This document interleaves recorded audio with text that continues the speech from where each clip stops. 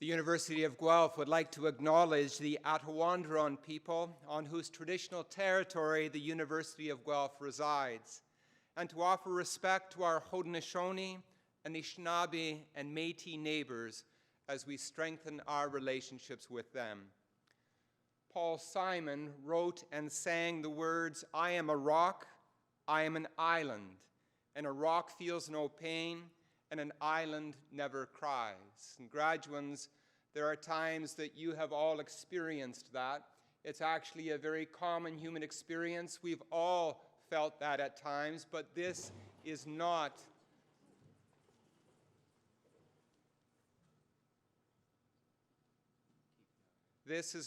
that kind of time. This is a time to celebrate not only your achievements, but also the people who have been instrumental in helping you to achieve those accomplishments. It's a time of thanksgiving, of gratitude, of knowing that you are not alone. You have family and social supports around you right now, and yes, sometimes they drive you nuts, but they're here.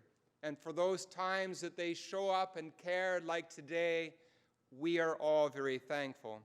You have your roommates, and sometimes, yes, they drive you to drink, but we also recognize that without them, you would not grow, and you would not learn, and you would not discover things about yourself. You have faculty and staff and professors and teachers and TAs, and sometimes they appear to be tyrants, demanding yet another paper or another test.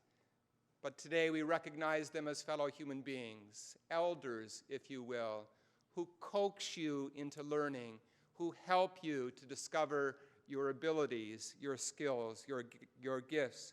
They share their knowledge, their craft, their art. The list goes on and on.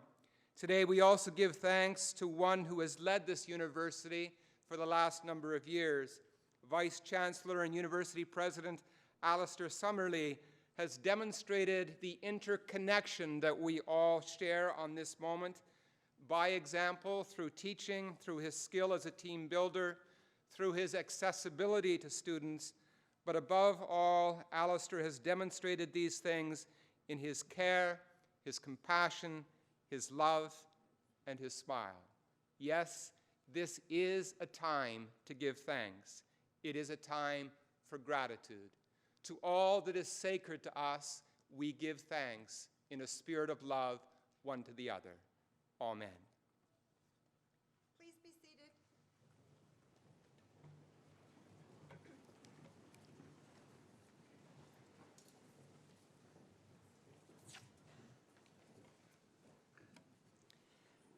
Mr. Chancellor, Mr. Vice Chancellor, members of the board, fellows, faculty and staff, families and friends, and graduands, welcome to the celebration of convocation at the University of Guelph.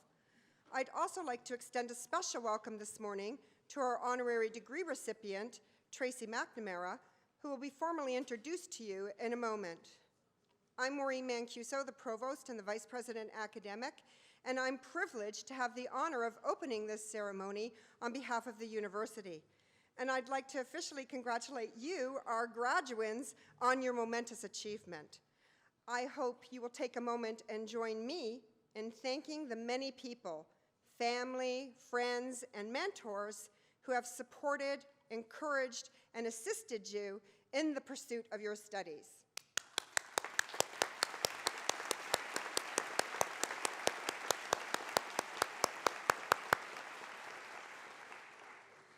Today, we mark the end of one chapter of your lives and the beginning of a new one. You made it here today through years of effort and hard work. Now it's time to turn towards other goals and new challenges of increasing complexity and impact. Your journey of learning did not begin here at Guelph, nor does it end here today. If anything, it builds upon your experiences of the last few years to become more arduous, more enlightening, more productive, and more fulfilling. You came here to develop the possibilities and resources of your own minds.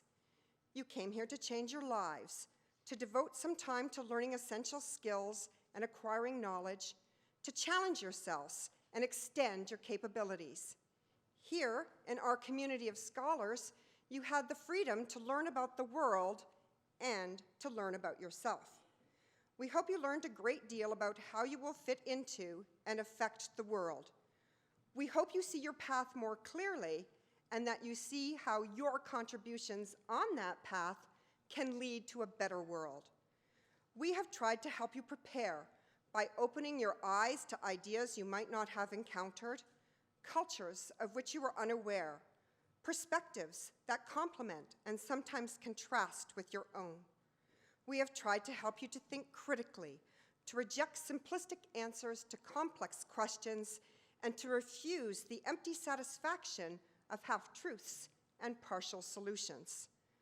Ultimately, though, we have shared with you one fundamental lesson. There's always more to learn.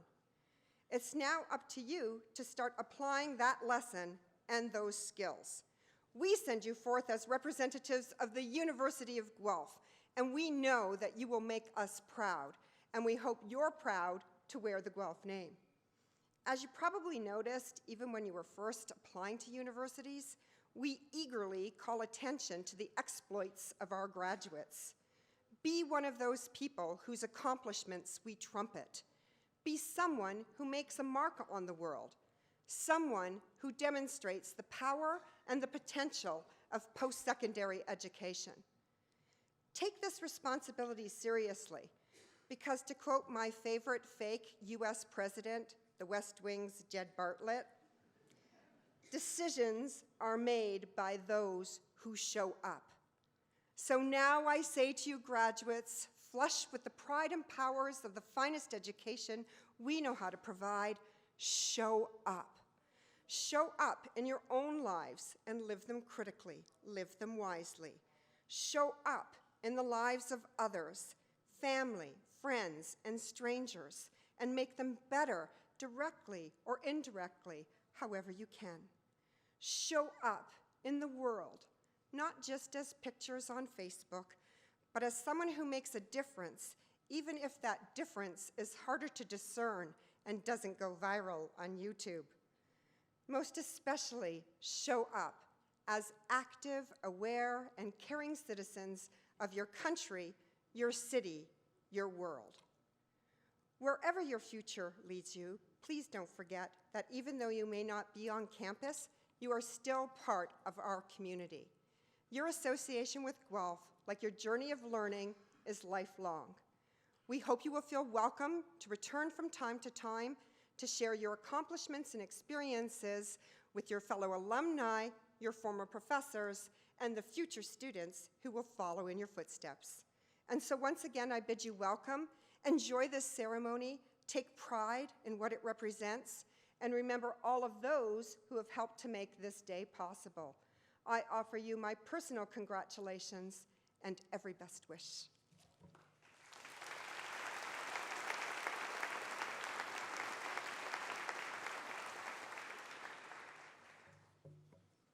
Mr. Chancellor.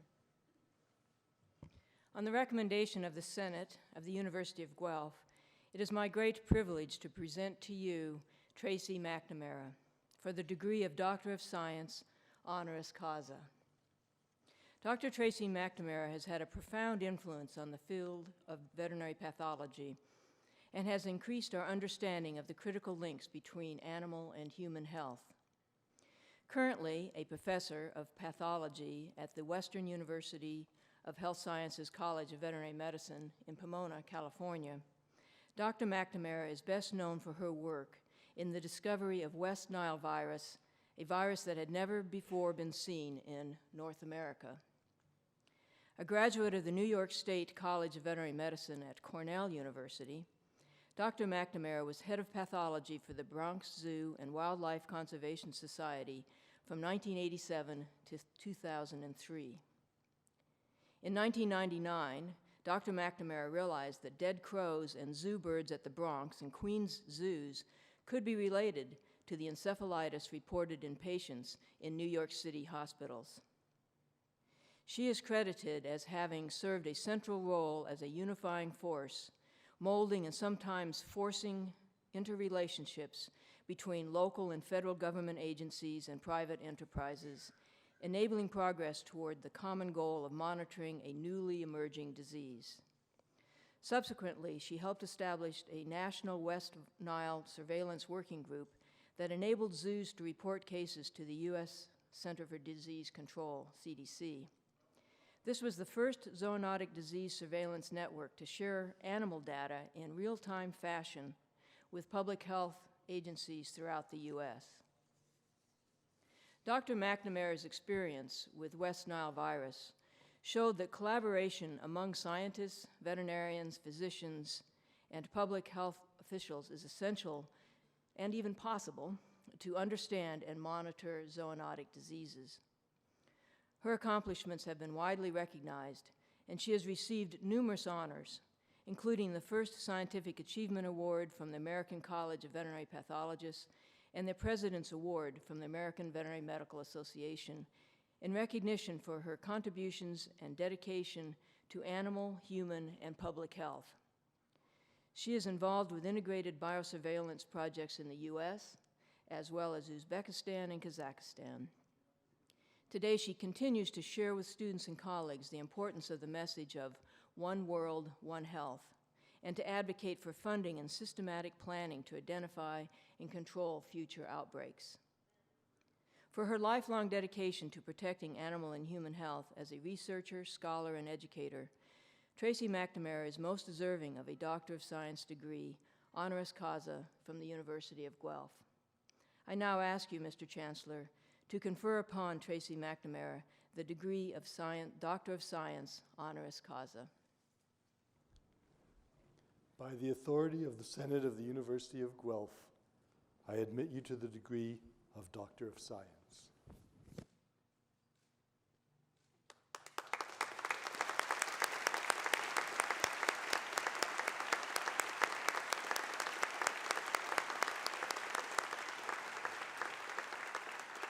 Dr. McNamara will now deliver the convocation address.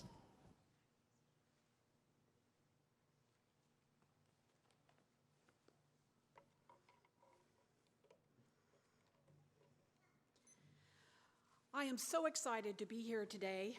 I look out at your shining faces and I see the future of veterinary medicine. You are joining the ranks of the best profession in the world at a time when your skills are sorely needed.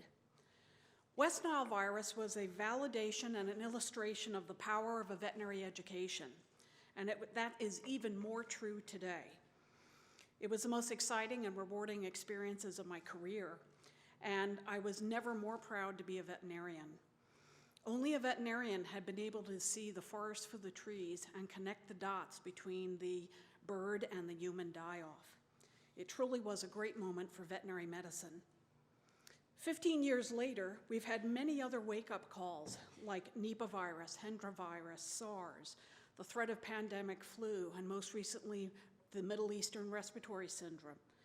As a result, there's much greater awareness of the value of veterinary medicine and the need to take a One Health approach to emerging zoonoses as well as other aspects of medicine. Veterinarians, with their in-depth understanding of biological systems, knowledge of disease processes and epidemiology, are recognized as being uniquely qualified to serve as a much-needed bridge between human, animal, and ecosystem health. You are poised to make great contributions to society, so never underestimate your skill set. Be prepared to use the full breadth of your veterinary training. You never know when you might need it. The story I'm about to tell could just as easily have been yours. People going into small animal medicine who think this might not apply, first person to handle a West Nile crow was a poodle practitioner in Queens. So, I want to share two little vignettes with you that sort of encapsulate what happened with West Nile and how it changed my life. It threw me into the counterculture of the Department of Defense and the intelligence communities. And I met my first FBI agent, and he handed me his card, and it said Special Agent, WMD. I'm looking at the card, and the wheels are turning, and I'm thinking, what is the FBI doing with white muscle disease? No, it was weapons of mass destruction. I'm like, get out of town, I can't believe it. Then I had another guy come up to me in a meeting and he said, Dr. McNamara, I know all about you. You are a legend in the defense and intelligence communities. We call you the lone wolf. It's like, ooh, I like that. I'm gonna put that on my business card. That's cool. And this was at an agricultural terrorism meeting, so I just assumed he worked for the USDA or the FDA, and he goes, no. He hands me his card. He worked for the DIA, the Defense Intelligence Agency. I'd never even heard of him. And I was like, oh, you do know all about me. More than I'd like you to know, I'm sure. But what happened in the summer of '99, I was a pathologist at the Bronx Zoo, and as such, I needed to be able to recognize all the domestic animal diseases, but also be on the lookout for novel pathogens in the unusual species I worked with. So I approached all cases with a kind of unusual mindset. I was always looking for the unknown. And so when crows started falling out of the sky, I did what I'd always done. I aggressively pursued a diagnosis. Neurologic crows were taking nosedives into our exhibits. So what were the most likely differential diagnoses for encephalitic crows? Well, you guys can tell me. Newcastle, influenza, Eastern, Western, and Venezuelan equine encephalitis. Those were the 5 most likely differential diagnoses. However, I had done some training at Plum Island and had seen experimentally induced Newcastles and influenza, and there were simply too many differences between what I was seeing in the crows for me to believe it was either one of those diagnoses. Plus, I was in a unique setting. I was at a zoo that had a petting zoo, had a children's zoo with domestic poultry. So we had chickens, ducks, geese, swans. And guess what? Those birds were all healthy. Well, if it had been Newcastle or influenza, those birds should have been dropping dead. And they weren't. And I was like, okay, what's the next possibility? Eastern equine encephalitis, I'm on the East Coast, that's a possibility. But just as the chickens would have served as sentinels for Newcastle's or influenza, the Bronx Zoo had a healthy flock of emus, those Australian ostriches, and emus are exquisitely sensitive to Eastern equine encephalitis. They get enteritis and die. The fact that we had a healthy flock put Eastern equine way down on the list of differentials, and I was officially out of known veterinary viruses that could cause this encephalitic problem in the crows.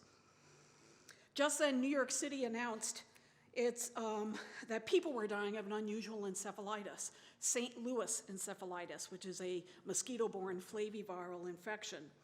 But birds are asymptomatic carriers of St. Louis. Birds don't die of St. Louis. So was this a new variant of St. Louis encephalitis, or did the CDC have the wrong diagnosis? So I started pulling my thoughts and my samples together. Then the disease spread to our captive collection, and one of my colleagues, while euthanizing a moribund flamingo, accidentally stuck himself with the needle he'd used to euthanize the bird. And I knew he had been exposed to whatever this was. And this virus caused the worst inflammation in the brain I'd seen in 18 years as a comparative pathologist. So I immediately placed 2 calls. First one to the USDA. I said, I know you need to rule out the reportable diseases, but I will eat my veterinary license if this isn't something new. So I begged them to take my samples and put them on cell culture the moment they arrived. And I told them we're going to need to do electron microscopy to determine the size of these viral particles, because I'm telling you it's going to be a flavivirus, and that will strengthen the link between the human and the avian die-offs. Then I called the CDC. Got halfway through my story, and I explained to the individual on the phone that I believe there was a link between the human and the avian die-offs, which were in the same location, same time frame. The coincidence was too striking to ignore. He cut me off in mid-sentence, told me, birds don't die of St. Louis, birds are a reservoir, and you should know better. You're just dealing with some veterinary thing. And there's absolutely no relationship between your birds and the people dying in New York City. I was struck dumb. I was like, well, isn't it a possibility? Viruses mutate all the time. No. It's like, well, can I speak with your supervisor? No. I was like, well, wait a minute. Don't hang up on me. What do I tell my colleague? The guy has 3 kids. He's just been exposed to whatever this is. And without skipping a beat, the defenders of public health said, No treatment, no cure, say a prayer, hope for the best. Click, he hung up on me. I sent my samples anyway. I called the USDA, and they called me again on Friday, negative for Newcastle. Saturday, negative for influenza. They called me on Sunday, negative for Eastern Western Venezuelan, and we were officially out of known veterinary diagnoses, and something was growing. They called me a few days later with the electron microscopic findings, and it was indeed a flavivirus, like St. Louis, like whatever the people were dying of. And I was very excited and called back the CDC and asked them to compare our isolate with that of the humans, and they refused to do so. They did not believe the results of the National Veterinary Services Lab, saying they were not certain of the quality of work done in veterinary labs. At that point, I was like, I'm talking to the wrong people. I need people who are mission-driven, with a can-do attitude, with every reagent to every dangerous virus known to man, and with the ability to create novel diagnostic assays. I'll call the Army, and that's what I did. I picked up the phone, I got an operator, they put me through to the head of virology at USAMRIID, U.S. Army Medical Research Institute in Infectious Diseases at Fort Detrick in Frederick, Maryland, and I had a completely different reception, and they were very concerned, and within 48 hours, we closed in on a diagnosis, and the rest is history. Now, New York City, when things were announced, went nuts. There was panic in the streets. And at one point, there's an internet website that posts all sorts of medical information called ProMed Mail.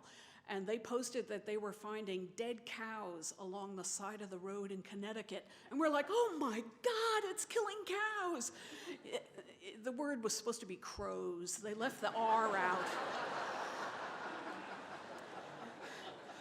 Ultimately, West Nile virus forced agencies and disciplines to work together for the first time, and it was not easy.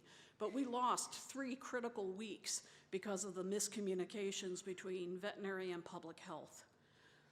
Now, this was all back in 1999, and things have changed. The CDC now has a One Health office. The USDA also has a One Health office. I doubt anyone's going to hang up on a veterinarian again. But be proud of what you are. Be proud of being a veterinarian. Never lose sight of the fact that, you have unique skills. And I urge you to embrace the broader responsibilities that come with your veterinary license. You are limited only by your imagination. So now go forth and do great things. Thank you.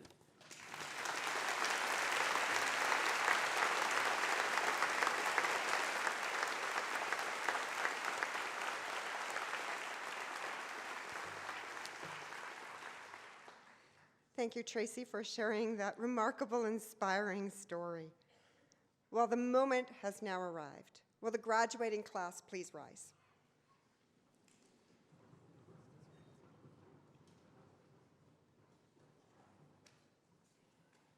Mr. Chancellor, I have the honor to present to you these scholars who have fulfilled the statutory requirements laid down by the Senate of the University of Guelph that they may be admitted to their various and several degrees. By virtue of the authority vested in me and in the University of Guelph, I hereby accept you for admission to your various and several degrees with all the rights, privileges, and obligations appertaining thereto. Will members of the graduating class please be seated?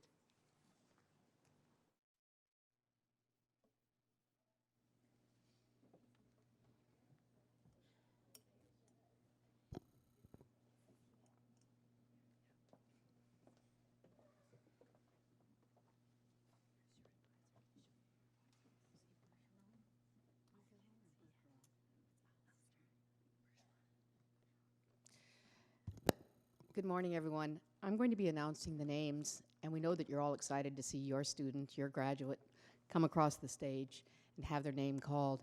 We do ask that you hold your applause until we give you a cue at the end of each of the appropriate degree programs. In the meantime, if you want to let out some kind of audible noise, a yelp, go for it or whatever, that's fine, but please hold your applause until we give you the cue.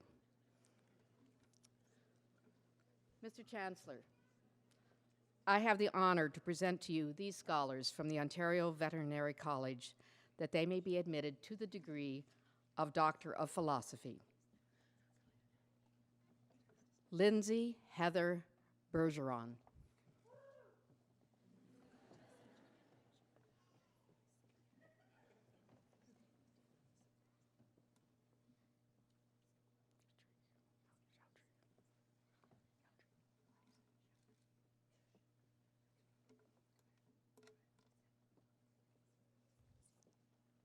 Heather Jane Chalmers Chaudry.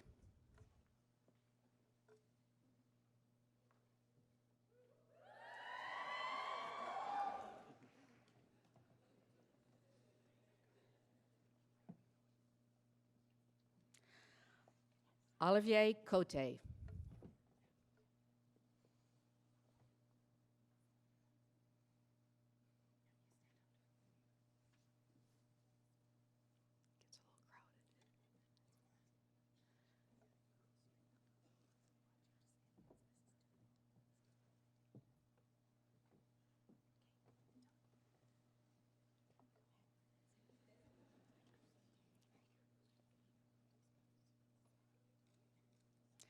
Shannon Meadows.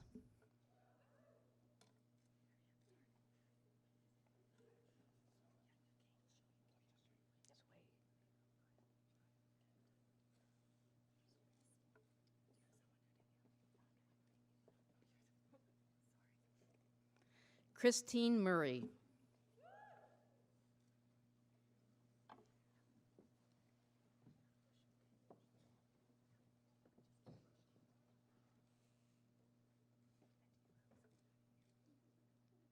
Scott Russell Walsh.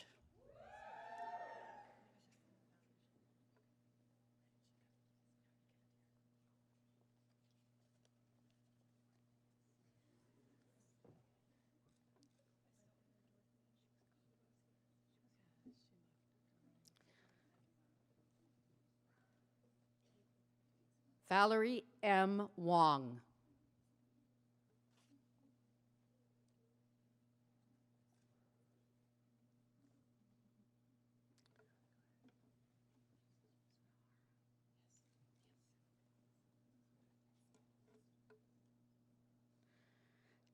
Janet Ruth Sunahara Nielsen.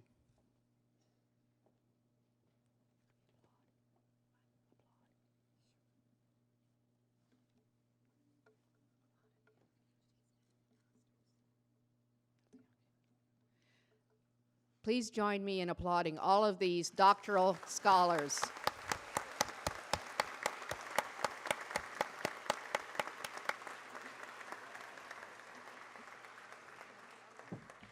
Mr. Chancellor, I have the honor to present to you this scholar from the Ontario Veterinary College that he may be admitted to the degree of Master of Biomedical Science. Christopher Arujo.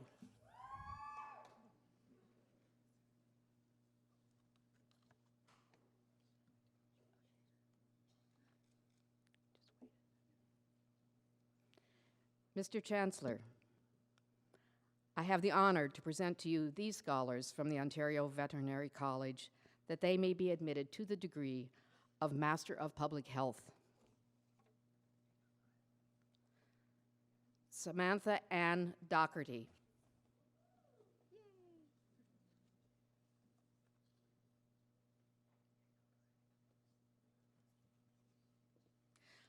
Lindsay Friedman.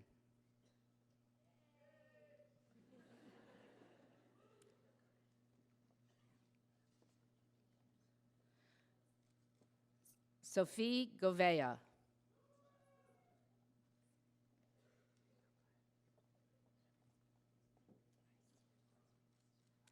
Sana Salim Khan.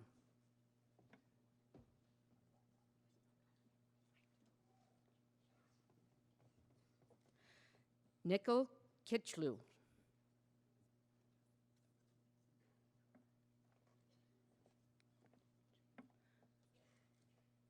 Anna Lukacevic.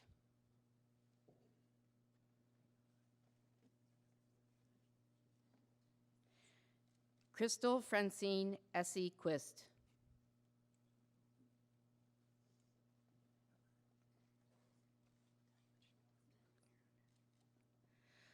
Maria Vukmirovic.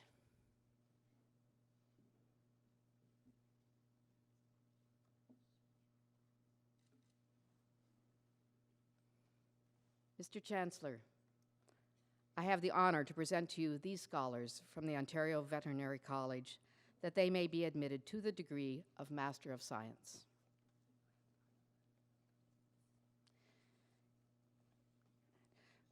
Kimberly Marianette Lambert.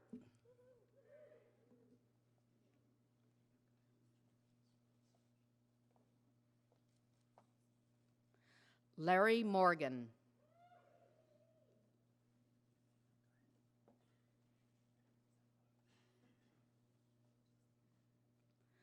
Rachel Elizabeth O'Connor.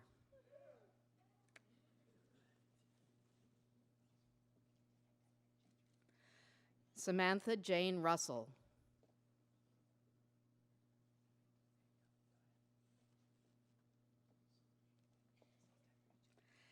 Amy Elizabeth Sturgeon. Please join me in congratulating all of these Master of Science students from the Ontario Veterinary College.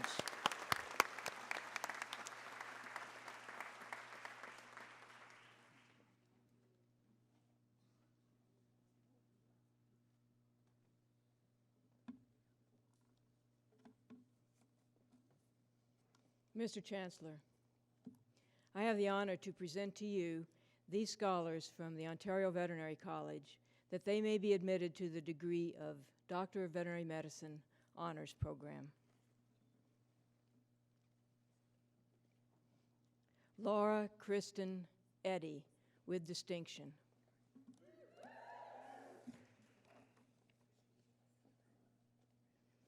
Tanya Aiken, with distinction.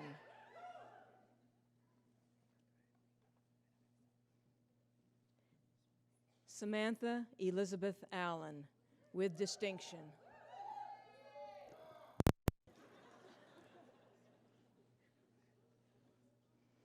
Anna Alassari, with distinction.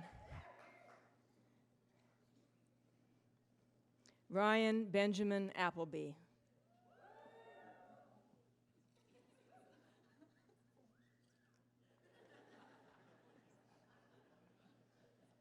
Paris Asghari.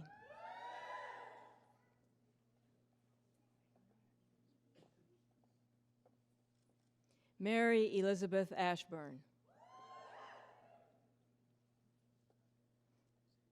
Sadie Angela Ashley Bamford, with distinction.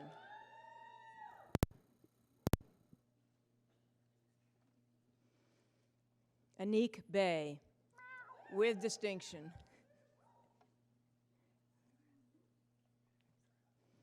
Robert William Berger.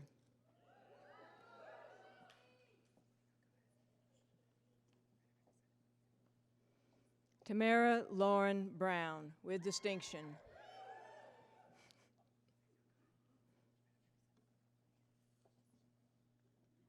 Nicholas Stephen Alexander Bushak, with distinction. Kyle Bushy.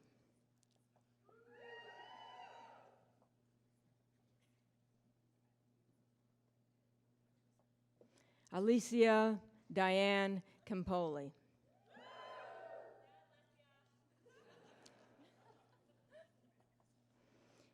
Paisley Canning, with distinction.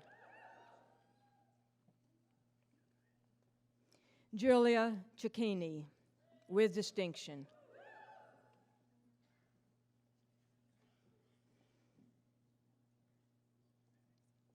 Victoria Sarah Chang, with distinction.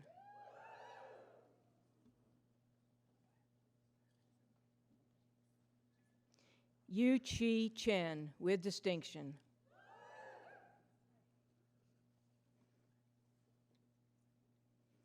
Allison Clayton.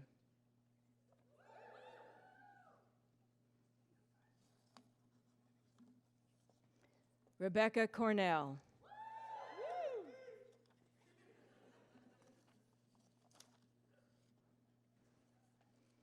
Stephanie Morgan Suker, with distinction.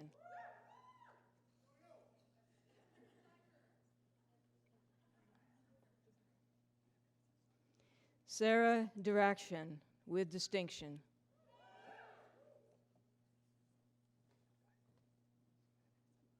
Whitney Danielle DeGroot.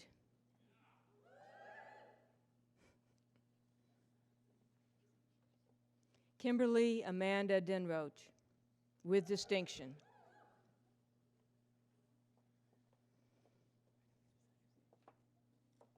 Emily Denstedt.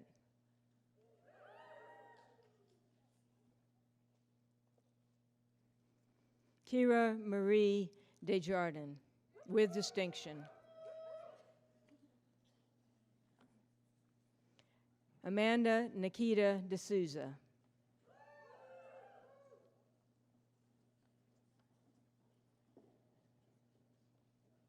Jasmine Jamie Duff, with distinction.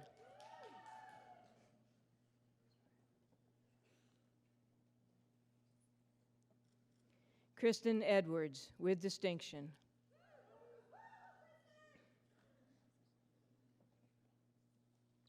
Ashley Ariella Albugen.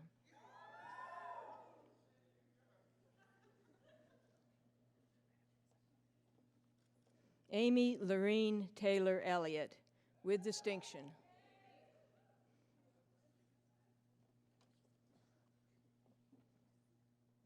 Jessica Ruth Ellison.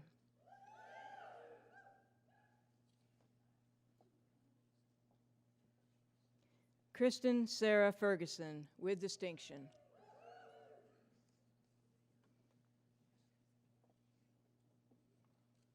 Ryan Christopher Edward Flint.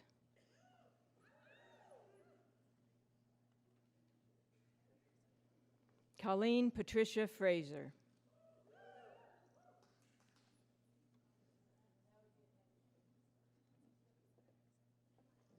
Nina Gautier, with distinction.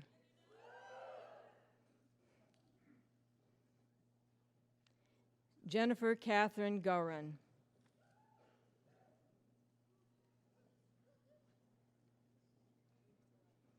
Andrea Gemmel.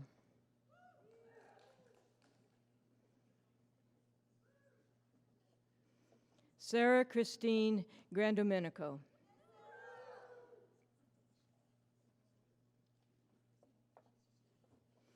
Caitlin Elizabeth Grant, with distinction.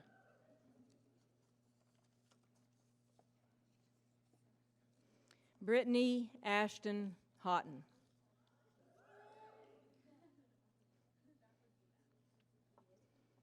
Erin Barbara Hayes, with distinction.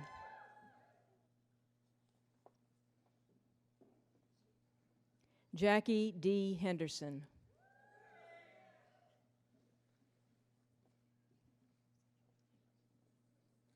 Emily Rose Hickey, with distinction.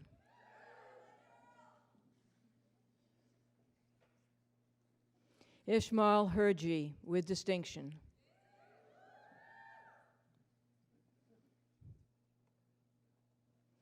Tiffany Jagodich, with distinction.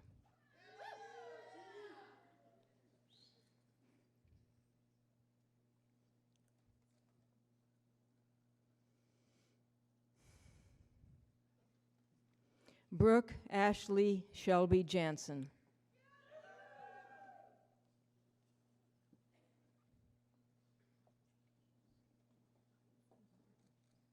Nicola Campion Jeffs, with distinction.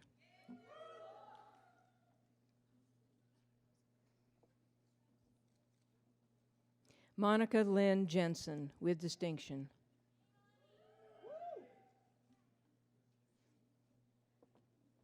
Lisa A. Jones.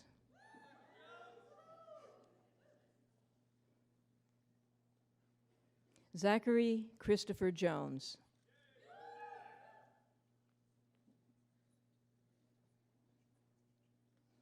Tyler John Michael Jordan, with distinction.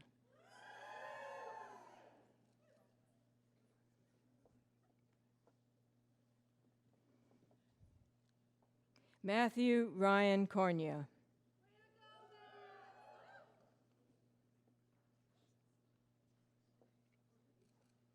Shona Nadine Kotecki.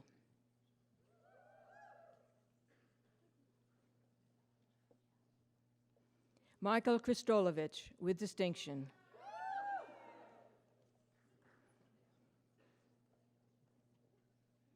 Charlotte Katie Cook.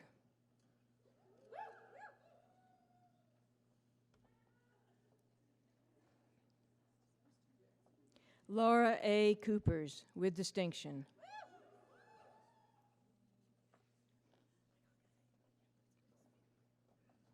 Doris Wing-Shung Lung.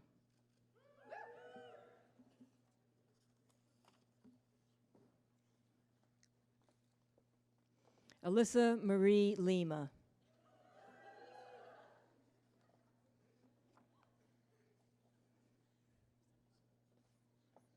Caitlin Alexandra Link.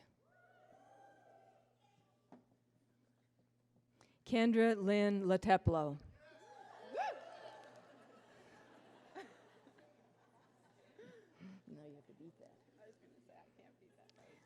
Allison Louise Margaret Little, with distinction.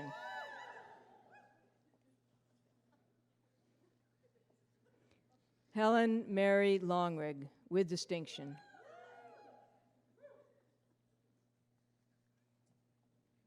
Monica Catherine Alice McKenzie.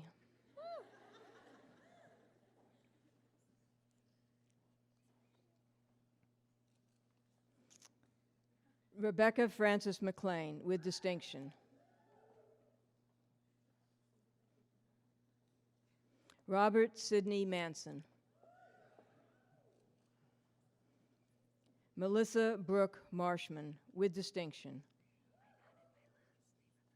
Oh, wonderful.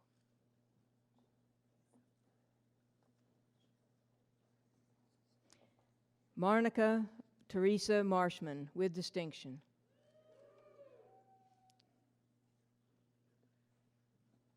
Sharon Louise McGurl Vanderpool.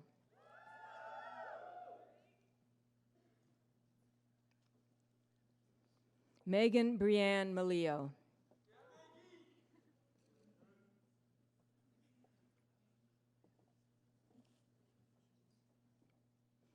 Michelle Denise Munger.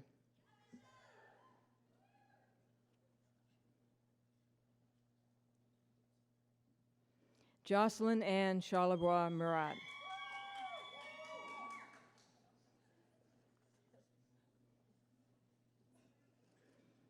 Brittany O'Neill.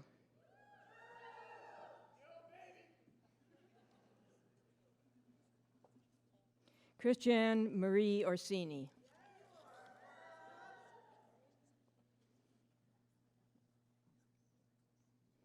Laura Corrine O'Shaughnessy Hunter.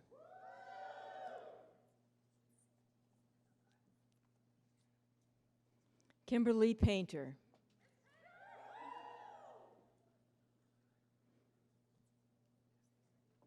Christy Palangio.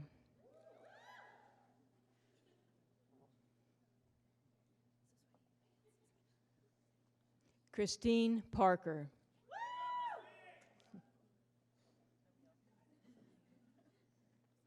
Elizabeth Demery Pask.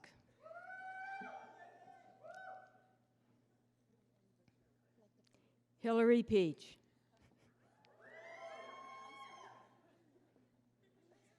Erin Michelle Phillips, with distinction.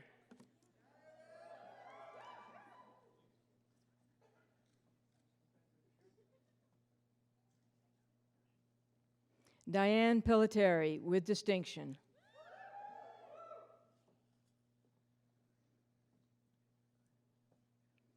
Megan Elizabeth Pino, with distinction.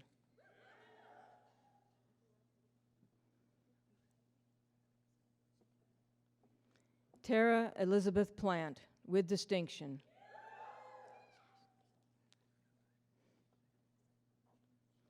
Aaron Price, with distinction.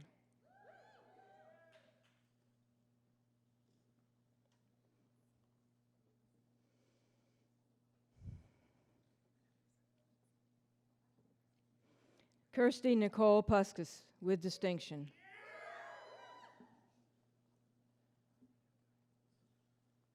David Reno, with distinction.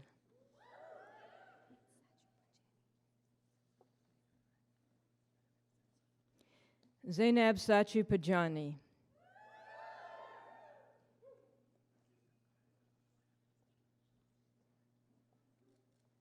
Sarah Austin Skilkey, with distinction.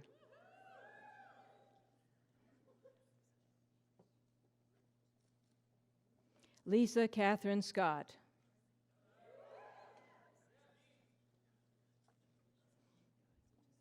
Lee Sertsima, with distinction.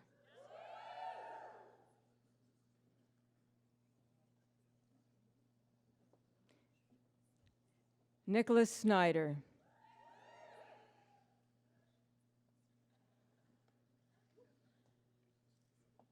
Carolyn Joanna Rose Harrop Steen.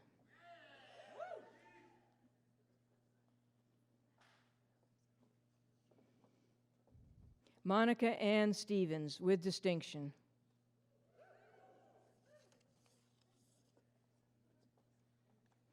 Renee Stoddard, with distinction.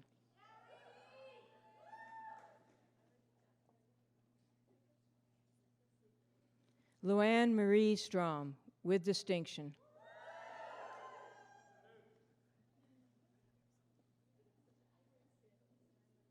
Chanel Lindsay Taylor.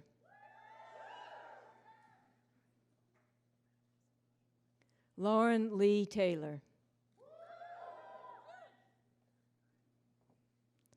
Ashley Marie Van Leeuwen, with distinction.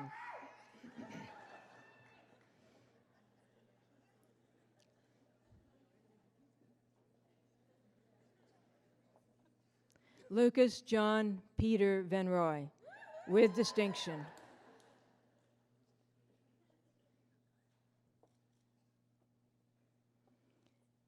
Nadine Anna Vogt.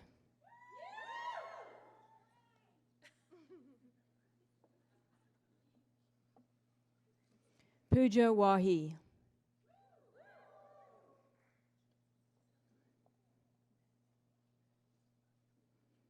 Shannon Helene Weinberg, with distinction.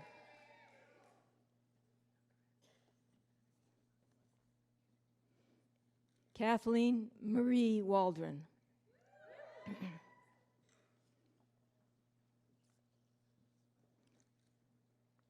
Kelly Ann Waselchu.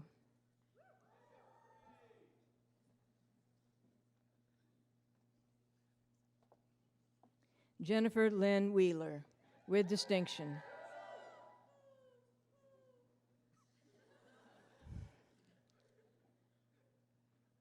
Jacqueline Wignall.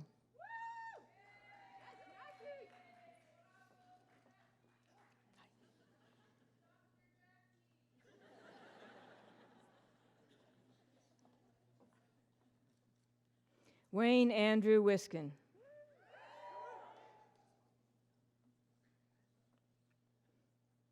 Heidi Ho-Yi Wong, with distinction.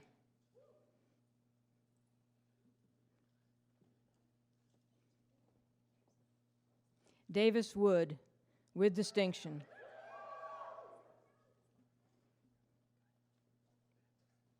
Michael Philip Woodward.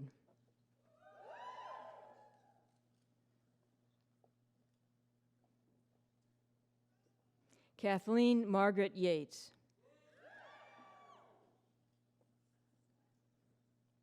Michelle Mu Lin Yi, with distinction.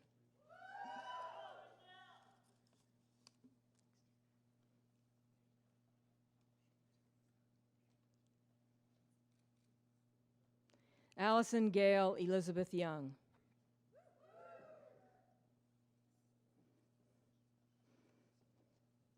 Andrea Elizabeth Zikovitz.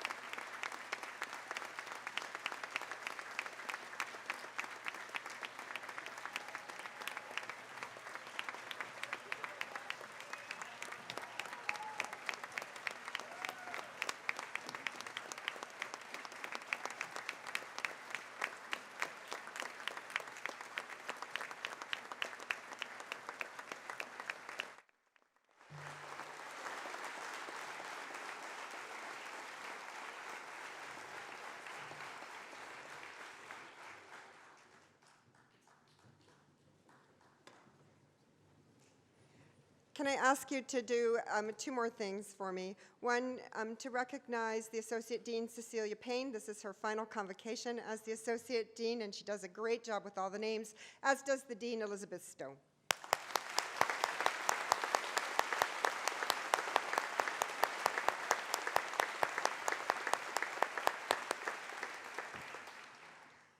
Mr. Chancellor, I would ask you to confer the various and several degrees on the graduands listed in the program, but unable to be present at this ceremony.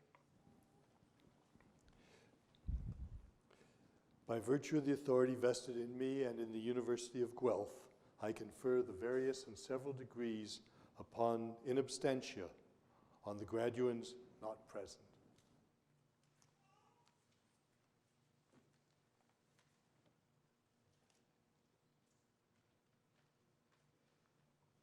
Congratulations to the Emerald Elephants, the class of 2014.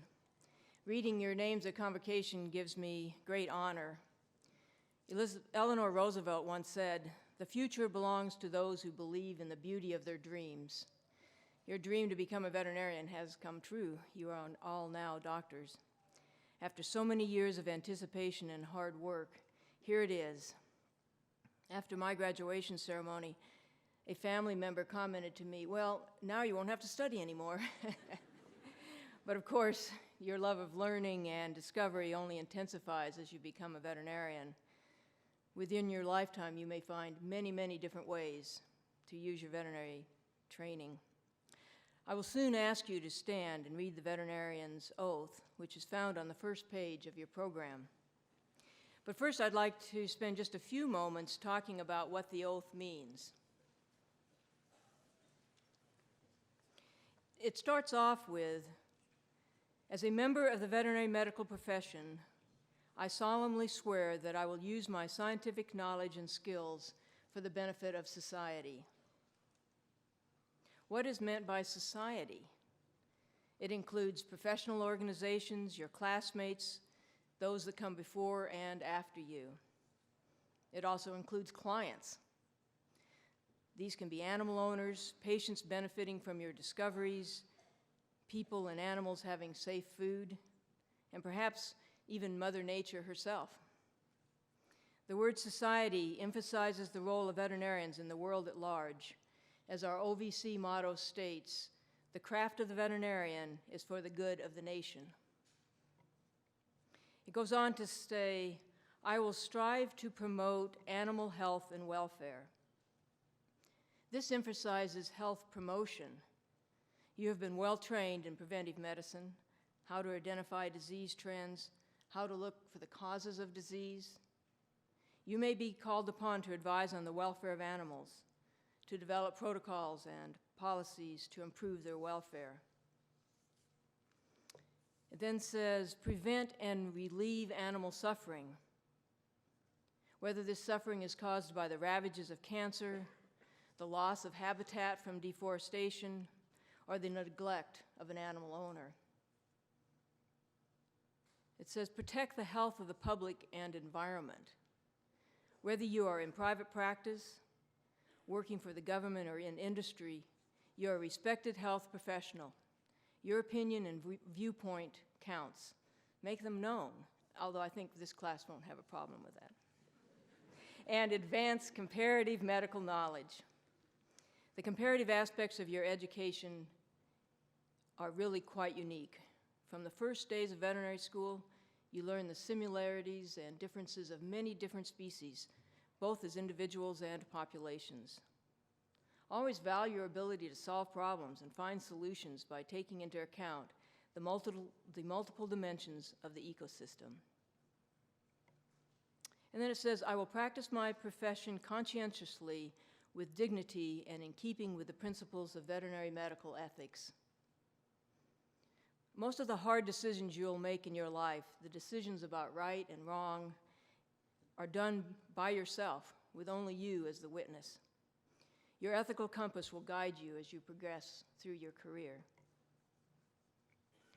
And then it will say, "I will strive continuously to improve my professional knowledge and competence and to maintain the highest professional and ethical standards for myself and the profession.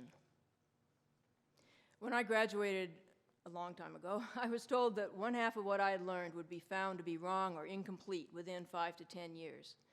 The challenge, of course, is figuring out which half that is, that's wrong or incomplete.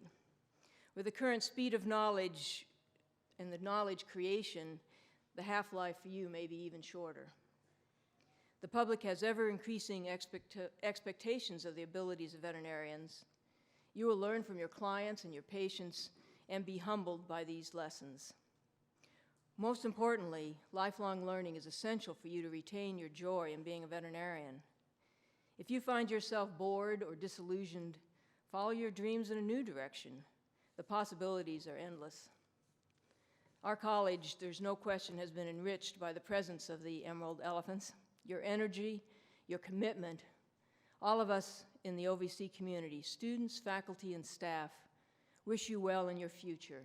Please keep in touch, and remember, we'll be watching.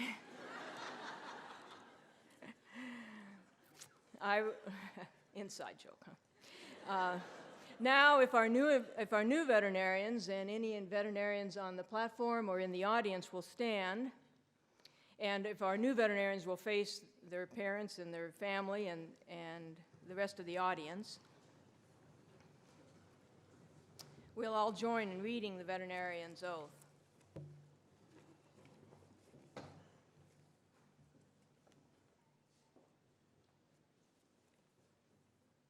And we'll read it together, but not so fast that you can't think about it while you're saying it. As a member of the veterinary medical profession, that I will use my scientific knowledge and skills for the benefit of society. I will strive to promote animal health and welfare, prevent and relieve animal suffering, protect the health of the public and environment, and advance comparative medical knowledge. I will practice my profession conscientiously, with dignity, and in keeping with the principles of veterinary medical ethics. I will strive continuously to improve my professional knowledge and competence and to maintain the highest professional and ethical standards for myself and the profession. Thank you and congratulations. You may sit down.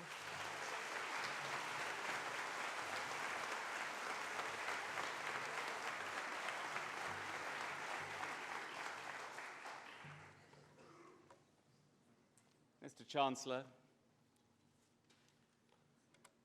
so what does it feel like? You did it. You actually finished after all of this time. You've got your piece of parchment that says it, the paper that proves that you did, and you're good to go. You are now both graduates of the OVC and the University of Guelph. You are now fully fledged Guelph Griffins. Congratulations.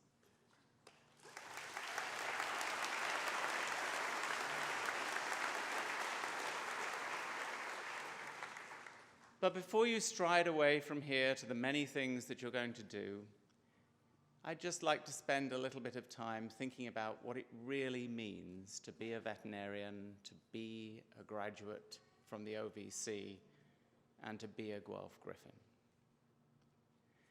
Well, I hope you take away from here a lot of information, and usually I say to classes, most of that has probably evaporated already, but in your case, it can't. You have got to keep your knowledge current, but I also think that you have another charge. You have to be critical, aware, and caring citizens. You have to be the kind of people who can use information to generate knowledge and wisdom. You have to be the people who care about the planet and the people on it. I have no doubt that you are each a person who knows how to do things, a person who wants to change lives and improve life.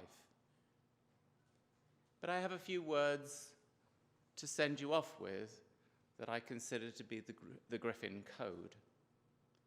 I hope that what they will do is to help you think about the way you can make a difference, not only in your own lives, but in the lives of others. This code is a mantra, a list of words all starting with the letter L, and I hope they will both define you, but also be a help on the days when you are feeling less confident. Because let me assure you, no matter who we are, no matter how successful we appear to be, we all have days, we all have moments when doubts creep in and we wonder whether it's worth it. So here are the 7 L's to live by. Number 1, live. Live your life to the fullest, every single moment of it. Push yourself to do something new. Try everything at least once. You'll never know whether you like something or not unless you've tried it. And in doing so, you might discover something about yourself and a passion. Or at least, you'll have a funny story to tell about the things that you tried that were really stupid. So live. The second is laugh. Laugh at yourself and with others. Nothing should ever be too serious not to find something to laugh about. When I first started to work in the refugee camps in Kenya, I was truly puzzled. Despite the fact that the people I was meeting have absolutely nothing, and in many cases I was gazing into the faces that are merely a facade for the deep and unimaginable sadness and tragedy that they have experienced. These people laugh. Why would they do that? And then I realized they laugh in the face of adversity to chase away the gloom and defy despair. They laugh to make their own lives better and the lives of others around them. So live, laugh, and the third is learn. Never stop learning. Only by being alert to the changing world around you, by being flexible and alive to possibilities, and taking the time really to learn about a situation, will you be able to live a life that is filled with possibilities, change, and hope. So live, laugh, learn, listen. Only by truly listening to others will you really understand what is going on in the world. But don't just listen to them. Listen to your own heart. Deep down, all of us have a passion, a voice, a moral compass, a sense of what is right or wrong, what makes us happy or sad. Listen to that heart and work tirelessly to hear the beatings of its rhythm and the pulse of others, to know how to act with courage and commitment. So live, laugh, learn, listen, leave. Know when it is time to go, time to move on and leave others behind to take up the work you've been doing. Have confidence that the footprints you leave behind will make a difference, because if you've done your job well, those prints will be an indelible mark on the lives of others. And the shifting sands of time will not wash them away, but create a permanent memento of what you have done, what you have achieved through the lives of others. So live, laugh, learn, listen, leave. And the sixth is something we all need: luck. All of us require that special piece of magic to see and seize the opportunities in front of us. So you need to be on the lookout for them, because they're there all the time. They just happen to be disguised. William Jefferson once wrote, "Opportunities," I think that's his word for luck, "opportunities usually come dressed in overalls." It was his way of saying, you've really got to put effort into your own lives to make the luck for yourselves. So live, laugh, learn, listen, leave, luck. And I'm going to leave the seventh one, the seventh L, to a demonstration. I'm going to ask the graduating class to stand up and turn around and face those people who have given you the seventh L over the last many, many years, and give them a thunderous round of applause.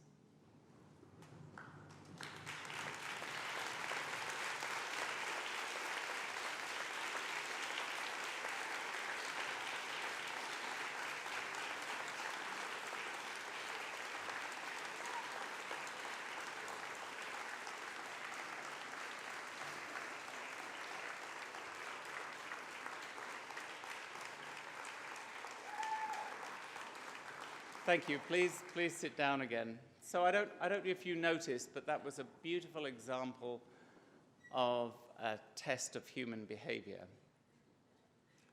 When you stood up, some of you, as the graduating class, did this.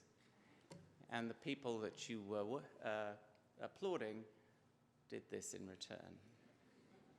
And then it got a little bit bigger and a bit bigger until there were people doing this.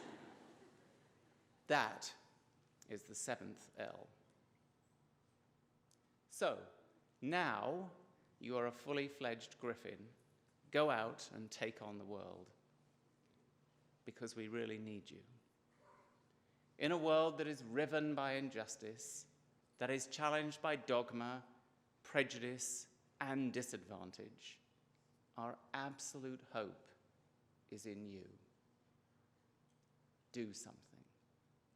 Do something.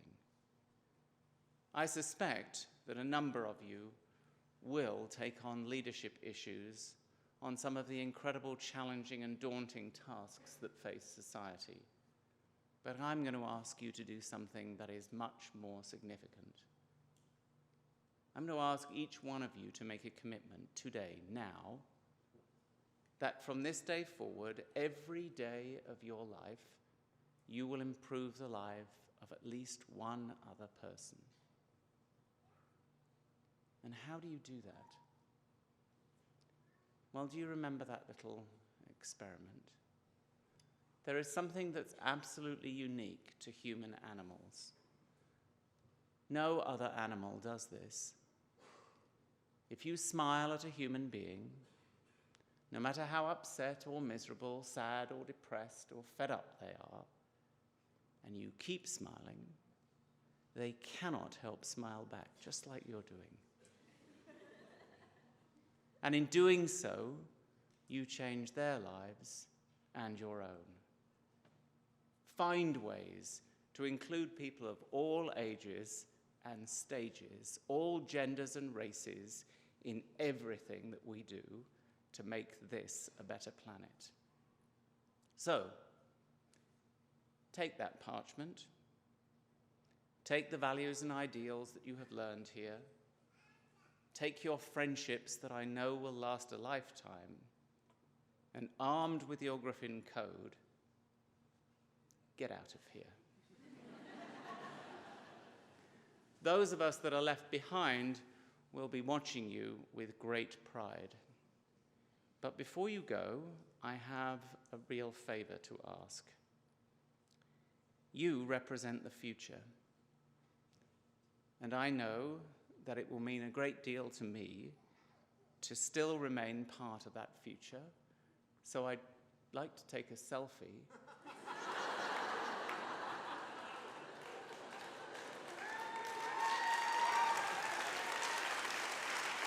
So, just excuse me.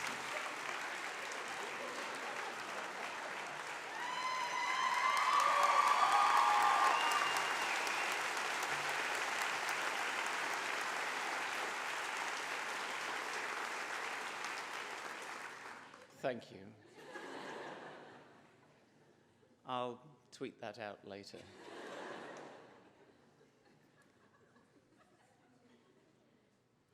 After convocation, the Dean has made arrangements for there to be a reception in the atrium of the Science Complex. I hope that you will be able to attend. and that you will make sure you take the opportunity to say thank you to all of those people that you owe a tremendous amount of thanks to. Take lots of pictures. Strangely, the brain forgets, and you need some kind of hook to bring back those memories of being at university. So take lots of pictures so that you can laugh with each other about what you looked like as you walked across the stage today. How many of you regretted having such long hair that you had to flick out of the way? How many of you panicked about the fact that the very, very, very high-heeled shoes that you were wearing were most likely to catapult you down the stairs? And I'm not sure what the girls would be saying.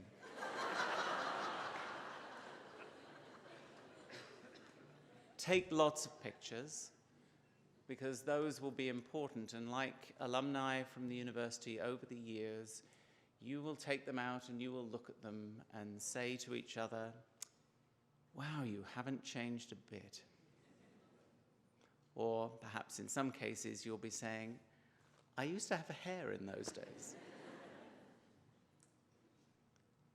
Take lots of pictures, but please, before you go, remember to return your gowns either to the tent here, or you can drop them off in the Science Complex atrium. This is the 20th convocation ceremony that we have done this week. It actually finishes all the convocation ceremonies. And I would like to ask you to join me in thanking a number of people. First of all, the 2 signers who have been here throughout the week, simultaneously translating the words of all of us. Thank you.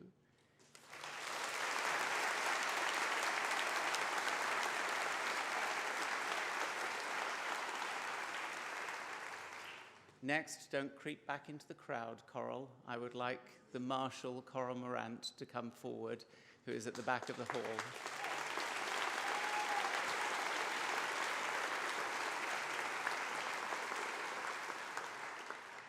Thank you, of course, Mr. Chancellor, for your dedication to the university and for being here through those ceremonies too.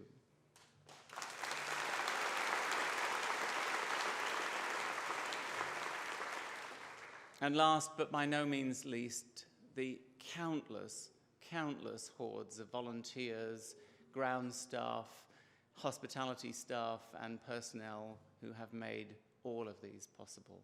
Thank you to all of them.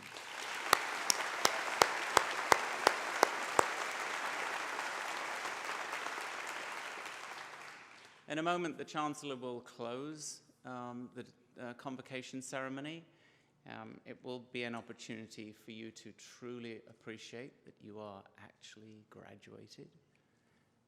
But there's going to be an opportunity then for the platform party to depart, or at least those of the platform party who are not involved in the awards ceremony that will follow. So if you would allow those of us to escape, then we can continue with the next part of the ceremony. Thank you very much indeed.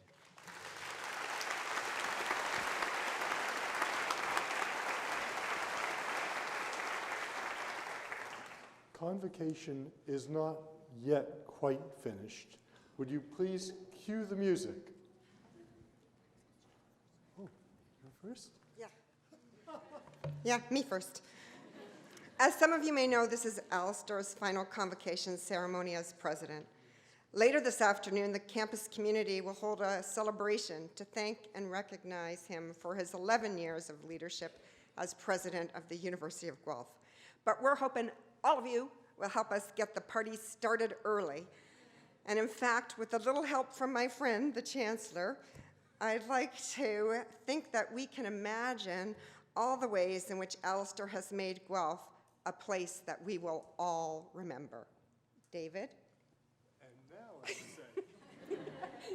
Cue the music. Yay!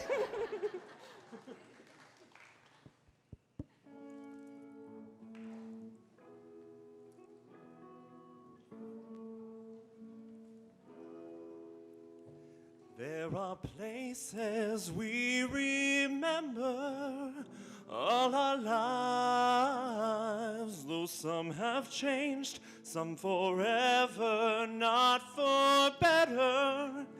Some have gone and some remain. All these places have their moments. With teachers and friends we still can recall. Some are dead and some are living.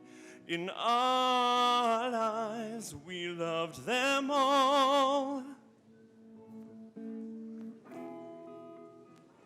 But of all these friends and teachers, there is no one compares with you, and these memories lose their meaning when we think of Guelph as something new, though we know we'll never lose affection for people and things that came before. We know we'll often stop and think about you.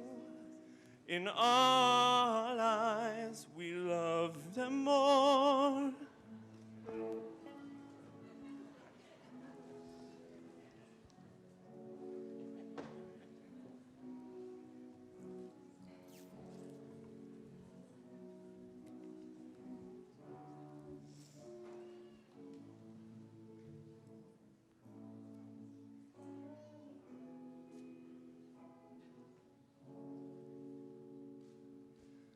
Though we'll know we'll never lose affection for people and things that went before, we know we'll often stop and think about you. In our lives, we loved Guelph more.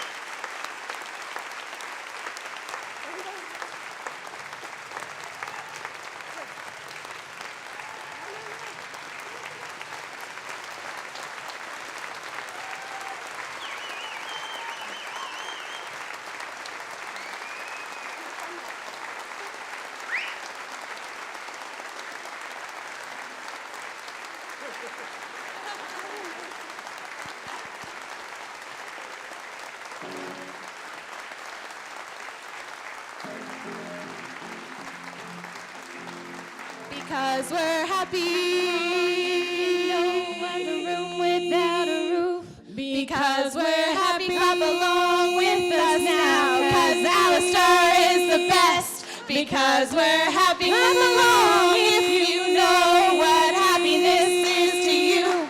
Because we're happy. Clap along if you feel like that's what you want to do. Bring us down, can nothing bring us down. Our level's too high. Bring us down, can nothing bring us down. Because we're happy. Clap along if you feel like a room without a roof. Because we're happy. Clap along with us now. Because Alistair is the best. Because we're happy. Clap along if you know what happiness is to you. Because we're happy. Clap along if you feel like that's what you want to do. Because we're happy.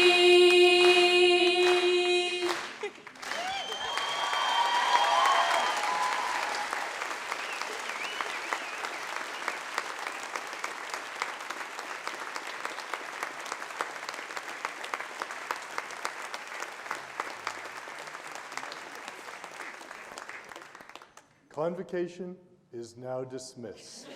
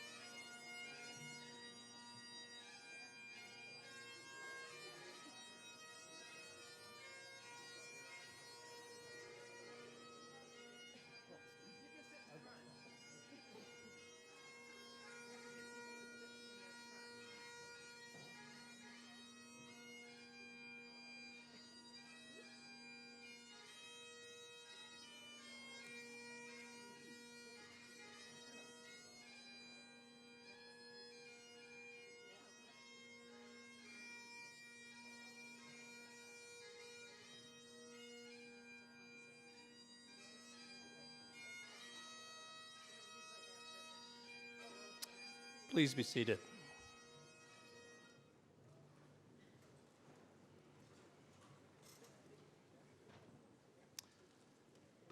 So, if there was ever a hard act to follow, that's it. I'll do my best. Good morning. Dr. Stone, honored guests, fellow veterinarians, ladies and gentlemen. Welcome to the Ontario Veterinary College's Convocation Awards ceremony. If we haven't met, I'm Peter Conlon, and I'm the Associate Dean of Students at OVC. In our ceremony today, we are recognizing members of the OVC community who've made outstanding contributions to it. They're being honored for a wide range of accomplishments, faculty members for their teaching and research skills, and graduates for their academic prowess and their contributions to the betterment of the college and the profession. A few housekeeping details first. Please look on the program to see when your award is coming up and if presenters and recipients would rendezvous here on the stage to my right and receive our congratulations. Smile for the camera as our photographer takes a picture for posterity. And if I don't happen to announce an award that is in the program, it is because the recipient is unfortunately unable to be here with us today. So, our first awards today are the OVC Alumni Association Proficiency Prizes. These prizes are donated by the Alumni Association to the 3 graduates with the highest academic standing in the final year of the DVM program.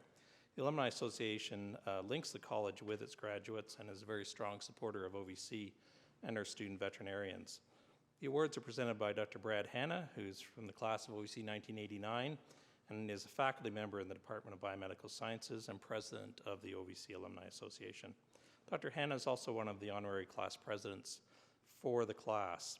And the recipients of these awards, first standing, Dr. Rochelle Nundorf, second standing, Dr. Anna Aliseri, third standing, Dr. Matthew Cornia.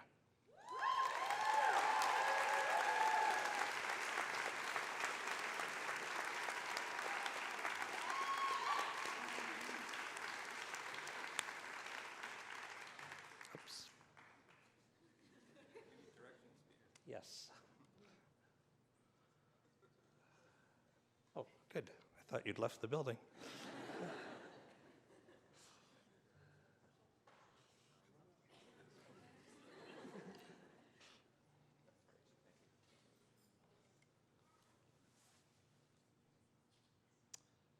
Here we go. Thank you. Oh, folks, you need to get a photograph. There we go. And Rochelle is unfortunately not able to be here today. There we go.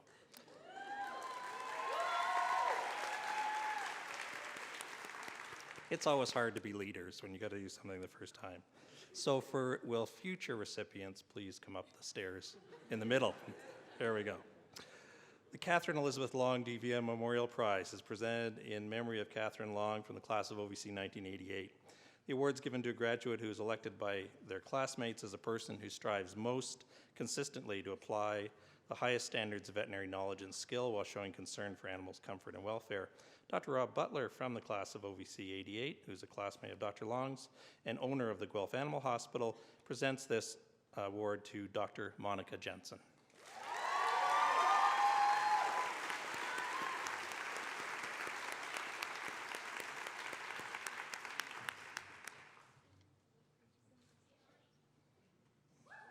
Oh, too fast, I think. There we go. Are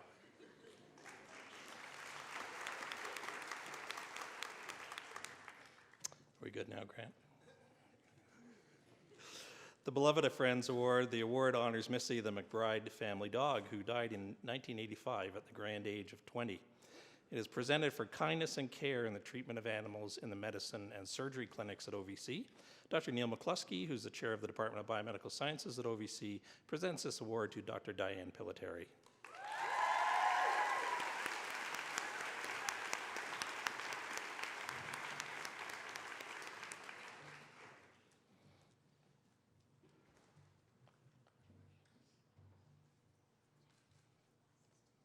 There we go.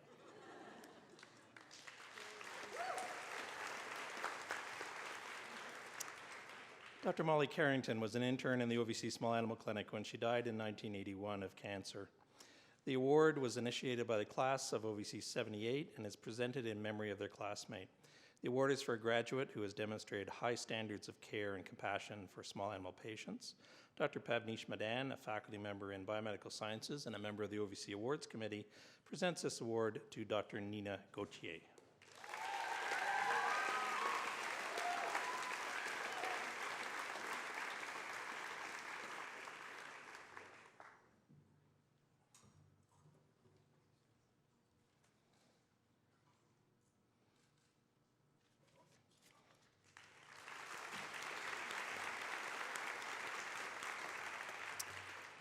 Summit Veterinary Pharmacy created the Summit Veterinary Pharmacy Prize in Clinical Pharmacology to recognize a graduate who's exhibited superior performance in the field of clinical pharmacology.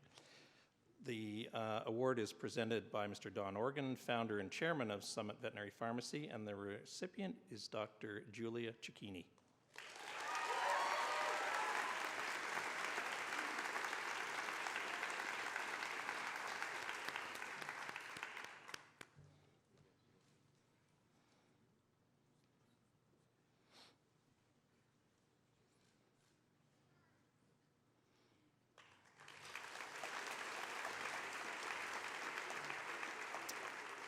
The Ontario Veterinary Medical Association, Erie Veterinary Association Herd Health and Population Medicine Prize is the next award. The Ontario Veterinary Medical Association is the organization that represents veterinarians and our interests in the province.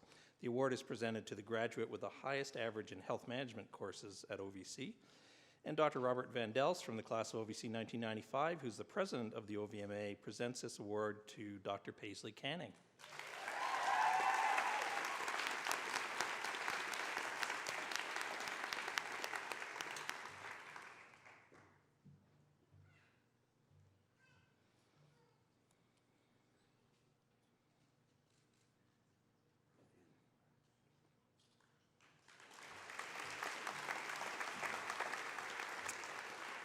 The following two awards in the discipline of ophthalmology are presented by Dr. Chantal Pinard, a faculty member in the Department of Clinical Studies at OVC.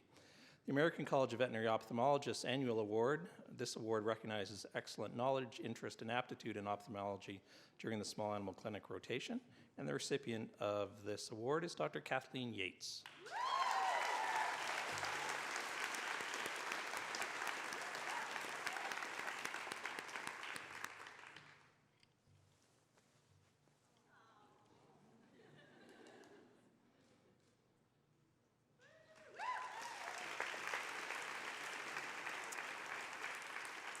And Dr. Pinard also presents the Aventex Animal Health Prize in Ophthalmology for the graduate with the greatest proficiency in the ophthalmology rotation in small animal clinics.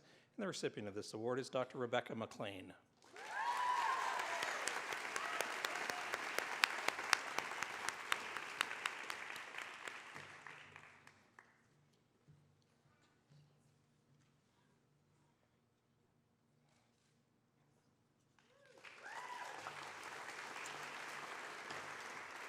The Dr. Wendy Parker Prize in Dermatology is sponsored by Aventex, and it is given for the greatest achievement in the dermatology rotation in the small animal clinics. The award is named for Dr. Parker, a retired professor from the Department of Clinical Studies, who is here to present this award to Dr. Tyler Jordan.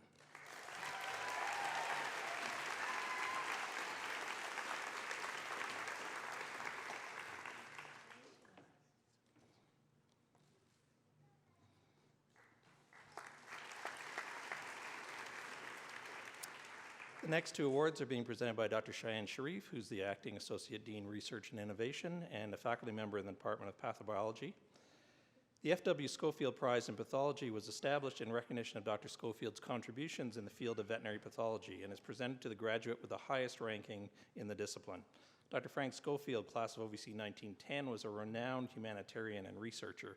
He taught pathology and bacteriology at OVC and made several important discoveries, including work underlying the development of anticoagulant drugs. The recipient of this award is Dr. Aaron Phillips.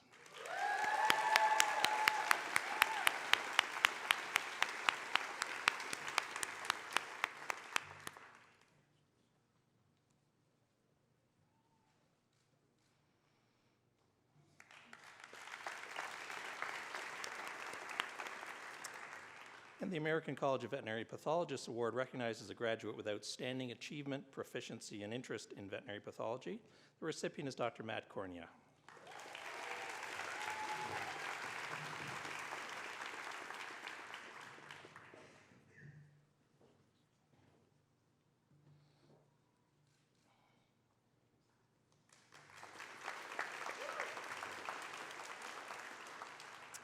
The next three awards recognize surgical skill.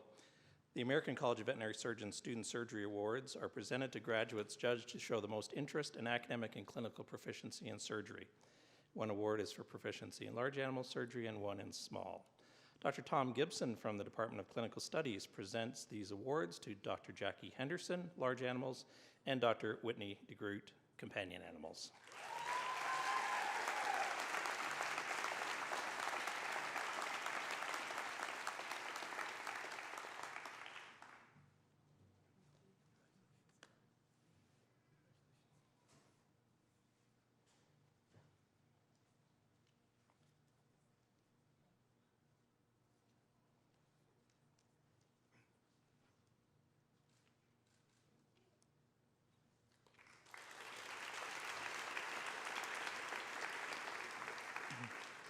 The Kaivet Memorial Prize in Surgery is given in memory of Thomas Morris Kaivet, OVC 66, and was established by his classmates. It is given for proficiency and interest in the discipline of surgery.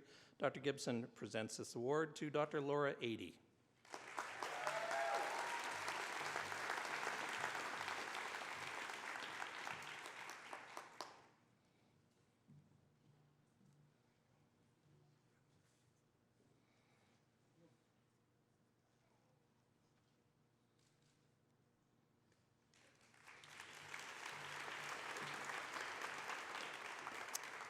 The W.J.R. Fowler Prize, named for Dr. Fowler, graduated from OVC in 1899. He was a faculty member in the college for 55 years and was renowned for his skill in surgery. The award is given for highest proficiency in equine medicine and surgery. Dr. Luis Arroyo from the Department of Clinical Studies presents this award to Dr. Kristen Ferguson.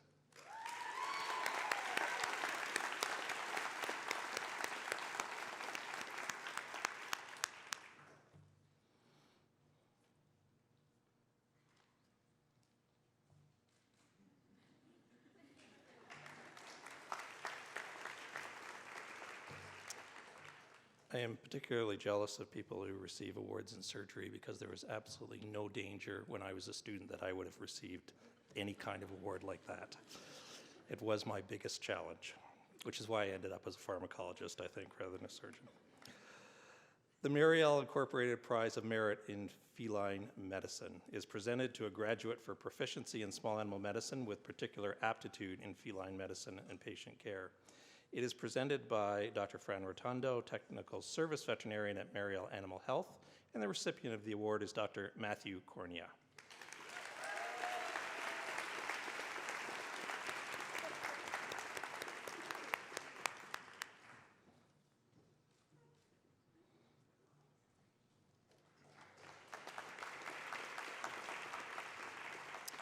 The American Association of Feline Practitioners Prize is awarded to the graduate showing particular interest and aptitude in feline medicine and surgery.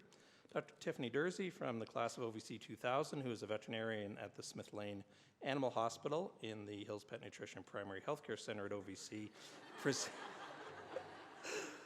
I'm out of breath now. Presents this award to Dr. Nina Gauthier.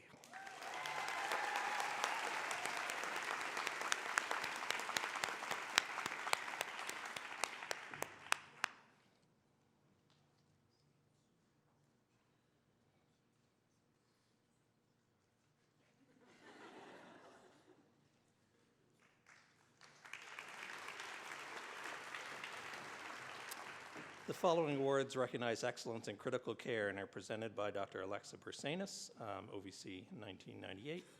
She is the Chief of the Emergency and Critical Care Service.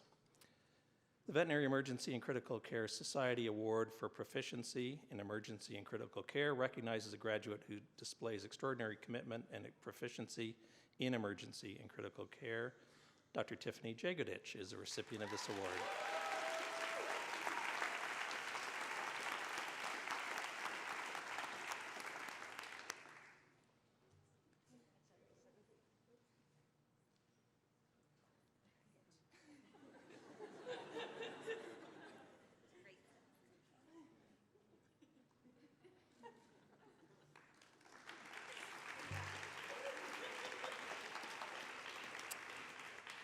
Pause for the Cause, a Toronto-based organization that helps pay for surgeries that dogs need but their owners can't always afford, has established the Chloe Award in Canine Critical Care to recognize a graduating DVM student who has excelled in the area of canine critical care during the small animal intensive care rotation. And the recipient of this award is Dr. Kathy McKenzie.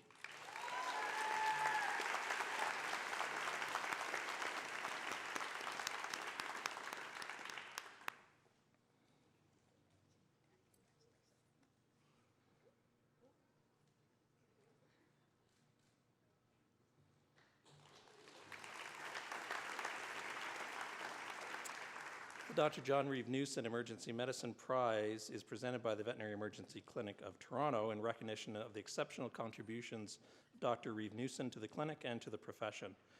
The prize is presented for highest academic standing in the emergency and critical care medicine rotation, and the recipient is Dr. Tanya Aitken.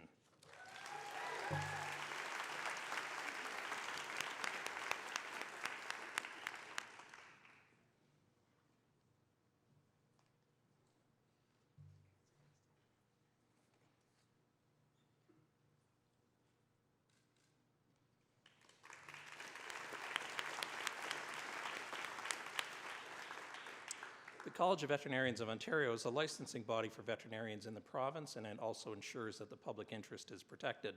The College of Veterinarians of Ontario prize is given to a graduate chosen by his or her classmates who has been active in college and university affairs, presented by Ms. Jan Robinson, Registrar and Chief Executive Officer for the CVO. The recipient is Dr. Lisa Scott.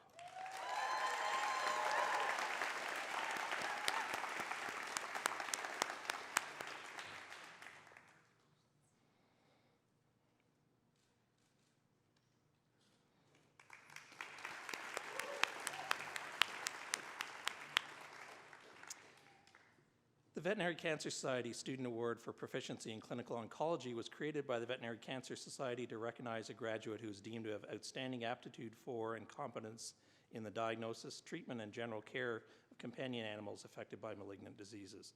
The recipient is chosen based on knowledge about and overall clinical care of animals with cancer. Dr. Paul Woods, from the OVC class of 1985 and professor of internal medicine and oncology in the Department of Clinical Studies, presents this award to Dr. Matthew Cornea.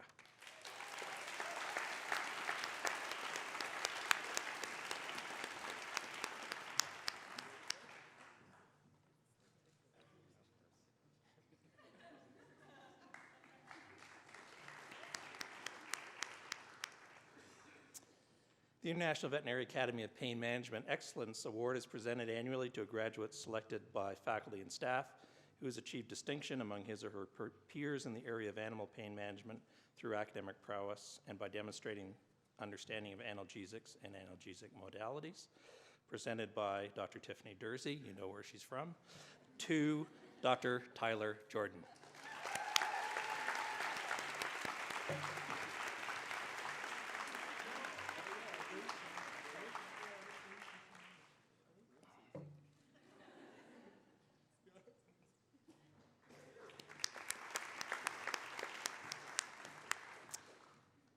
The American College of Veterinary Radiology Senior Student Award is presented to a graduate who excels in clinical radiology during their small animal clinic rotation and who shows outstanding enthusiasm and understanding in diagnostic and therapeutic radiology.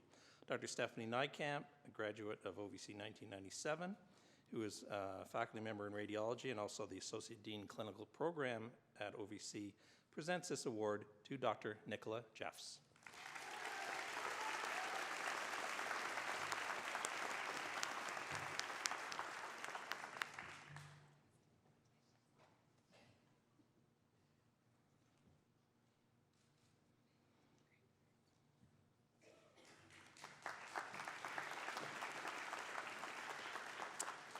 The American College of Veterinary Anesthesiologists Clinical Proficiency Award recognizes a graduate who exemplifies clinical proficiency in the disciplines of anesthesia and pain management.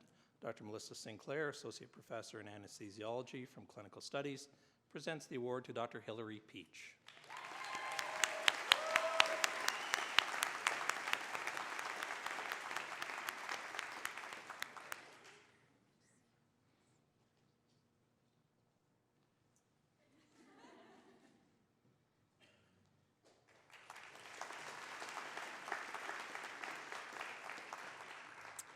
American College of Veterinary Internal Medicine has created awards to recognize graduates who demonstrate outstanding didactic knowledge and clinical skills in internal medicine and who reflect the mission of the ACVIM, which is to enhance animal and human health by advancing veterinary internal medicine through training, education, and discovery.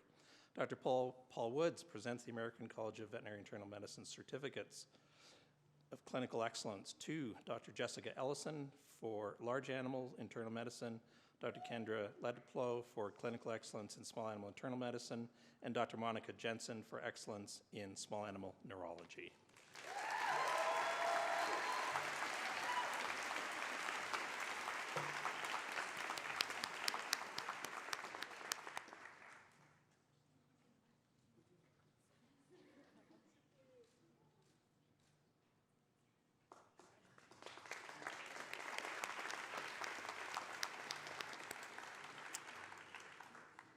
Zoetis sponsors 2 awards, one for proficiency in large animal medicine and one for small animal medicine.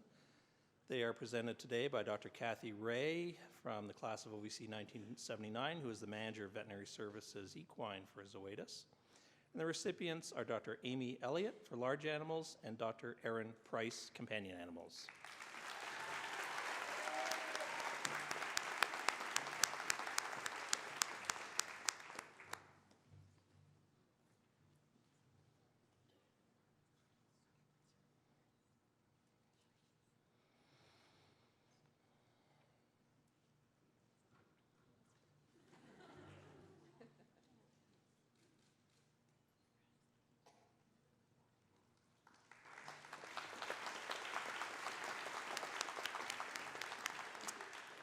Many of our awards recognize the expertise of our graduates in food animal practice.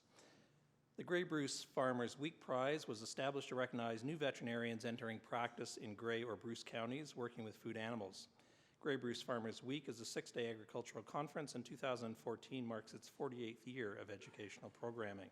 Mr. Bill Heron, who's the Secretary-Treasurer of the Grey County Cattlemen's Association, presents this award to Dr. Kimberly Painter.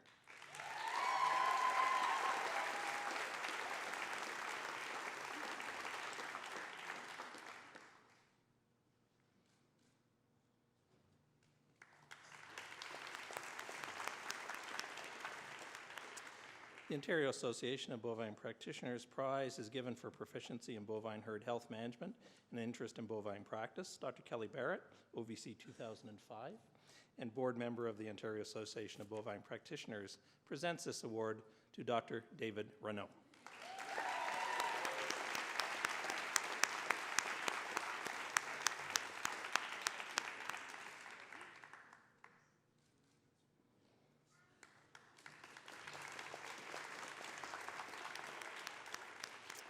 The Dr. Samuel Downing Stirk Memorial Prize honors Dr. Samuel Stirk and is given to a graduate with the best diagnostic ability in large animals. Dr. Stirk was born on a farm at Roslyn, Ontario in Hastings County. He graduated from OVC at the age of 20 in 1912 and began a veterinary practice in Brampton, Ontario. He practiced there for 66 years. So 2080, I think that's when, if you beat his record, you'll be in practice that long. He was a mentor to many young veterinarians, many of whom went on to become highly respected in the profession. We're very pleased that Dr. Stirk's great-granddaughters, Jennifer and Ann Stirk, are here to present this award to Dr. Lee Siertsma.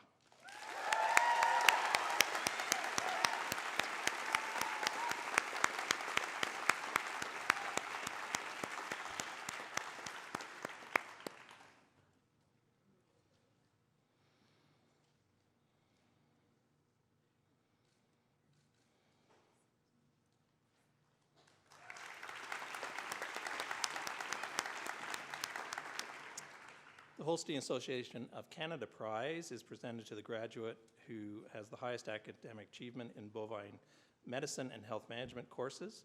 Mr. Gerald Schipper, board member of Holstein Canada, presents this award to Dr. Kristen Ferguson.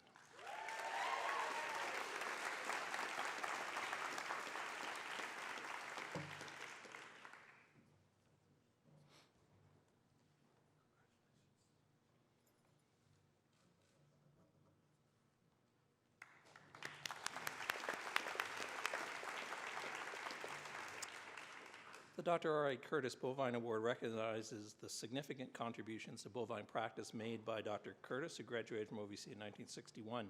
He was a faculty member both here at the college and at the Atlantic Veterinary College in Charlottetown. He was a pioneer in his profession and introduced many of the concepts of herd health practice in North America that are common today. The award is given to a graduate with high academic standing, excellent clinical competence, and demonstrated interest in bovine medicine. Dr. Kate Dewey from OVC 1979, and who is the chair of the Population Medicine Department, presents this award to Dr. Rebecca Cornell.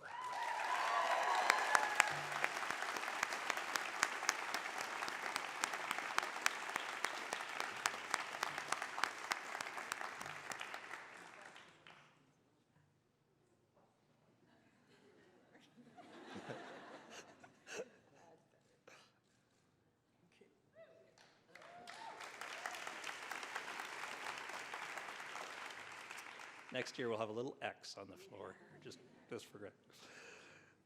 The Dr. W.J. Stinson Scholarship has been donated to honor Dr. Stinson on his retirement from practice in Perth, Ontario in 1977. The award is given for proficiency in bovine reproduction and obstetrics in large animal practice. Dr. Joanne Hewson, OVC 1996, and a faculty member from Clinical Studies and a representative on the OVC Awards Committee, presents this award to Dr. David Renaud.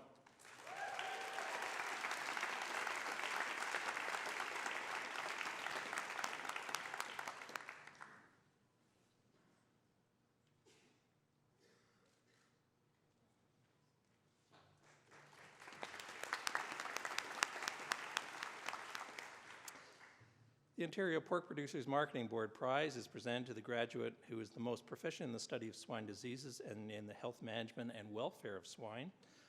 Mr. John De Bruin, board member of Ontario Pork, presents this award to Dr. Paisley Canning.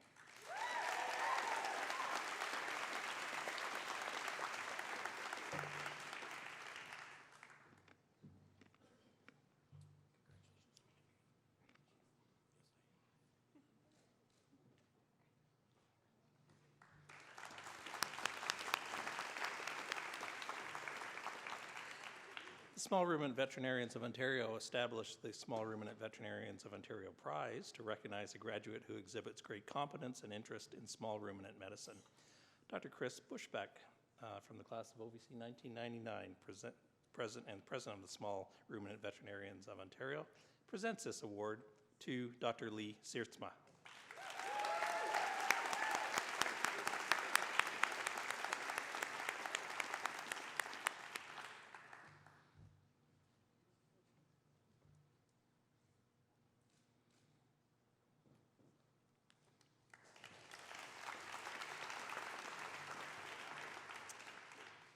The Dr. Jack Lang Memorial Scholarship is named for Dr. Lang, who graduated from OVC in 1971, and he was an equine practitioner in Trenton, Ontario.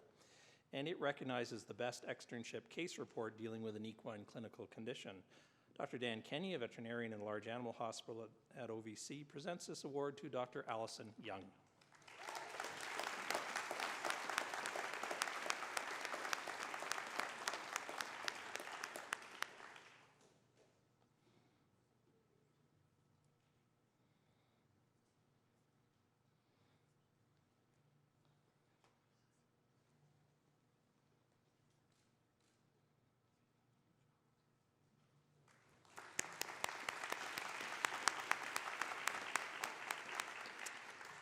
The OVC 75 Prize in memory of Aki Sassage was established by his classmates and colleagues, and it is given to the graduate with the highest standing in the veterinary externship course. Dr. Roger Thompson, who is a member of the class of OVC 1975, presents this award to Dr. Kimberly Painter.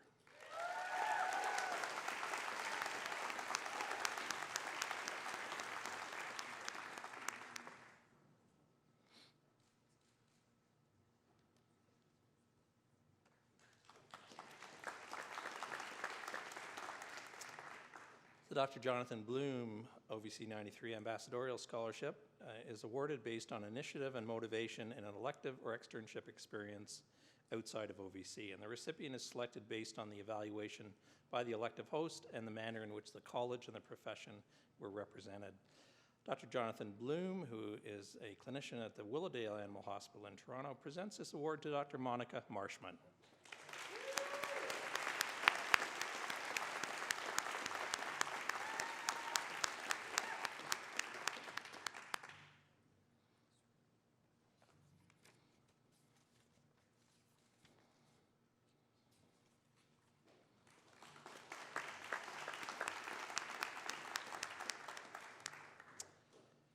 The Dr. Jim Bell Prize honors Dr. Bell from Bellbrae Animal Hospital, and the Featherson Charitable Foundation has established this award. Nominees are put forward by OVC faculty based on students' demonstration of compassion and dedication to their small animal patients. From among the nominees, their classmates have chosen the award recipient based on a willingness to mentor others, the ability to work well individually and within a team, self-motivation, and willingness to accept a challenge. Ms. Krisha Piorczynski, Director of the Featherson Charitable Foundation, presents this award to Dr. Diane Pilitary.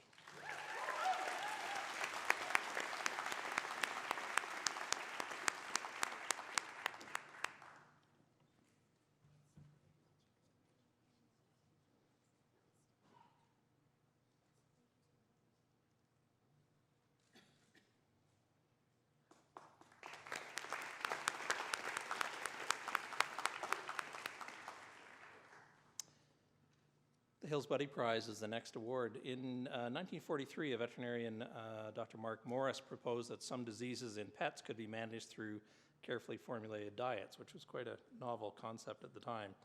A young man named Morris Frank asked Dr. Morris if anything could be done to save his guide dog, Buddy, who was suffering from kidney failure.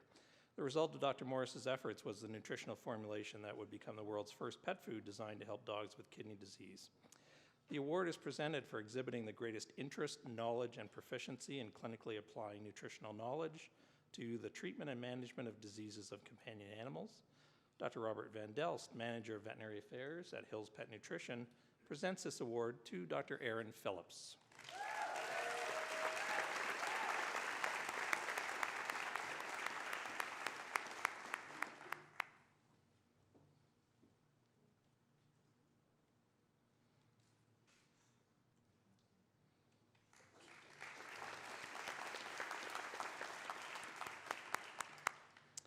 We are very pleased that we can present 2 new awards this year, and I will ask the Dean, Dr. Stone, to present the Lagerquest Award.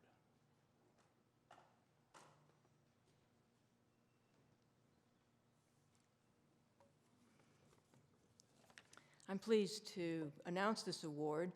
Mr. Gus Lagerquist was a World War II veteran who came to OVC, and having graduated, actually not graduated from high school before he joined the military and then served for several years, he came back and started veterinary school. They put them through a 5 or 6 month rehabilitation school to catch up with the last 2 years of high school before they started veterinary school. Well, Gus found that his interests and talents lie much more in sales and in marketing, and he founded Central Veterinary Sales in Ontario, and was extremely successful. And he helped many, many practitioners over the years get their start in veterinary practices by extending loans and providing equipment and supplies for them. So last summer, in honor of Gus's 90th birthday, we created the Gus Lagerquist 5V Award. And it's to honor Gus for his outstanding contributions to the OVC and the veterinary profession. And the 5V Award recognizes Gus as a World War II veteran who fought for victory and is very valued by the veterinary profession. Sadly, Gus died this spring, and I'm sure, though, that he would be very pleased with the recipient of this new award that epitomizes his character and qualities. And this award is for a graduate who is selected by their classmates as the student who has worked hard to build class unity and teamwork, focused on helping others rather than him or herself, advocated for OVC within the college and externally, demonstrated business acumen, and has the desire and ability to advance the veterinary profession. So I'm very pleased to present the inaugural award to Dr. Sherry Vanderpool.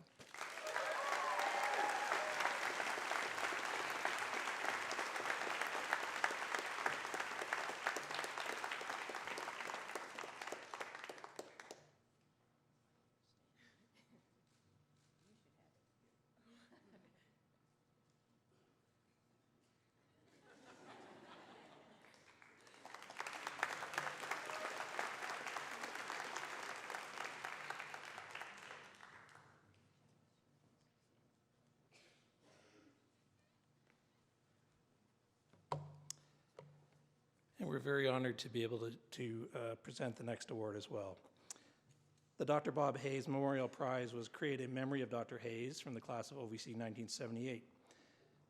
Dr. Hayes was a large animal practitioner and well-respected and highly valued veterinarian in the field of food safety and animal welfare. He held senior positions with the Canadian Food Inspection Agency and the Ontario Ministry of Agriculture and Food. The award is being established by his family to recognize his commitment to veterinary medicine. It is presented to a graduate from the food animal stream of the final year of the program who demonstrates involvement in and knowledge about food safety issues in veterinary medicine. We're very pleased that Dr. Hayes' children, Sean and Dr. Aaron Hayes, are here to present this first award to Dr. Lee Siertsma.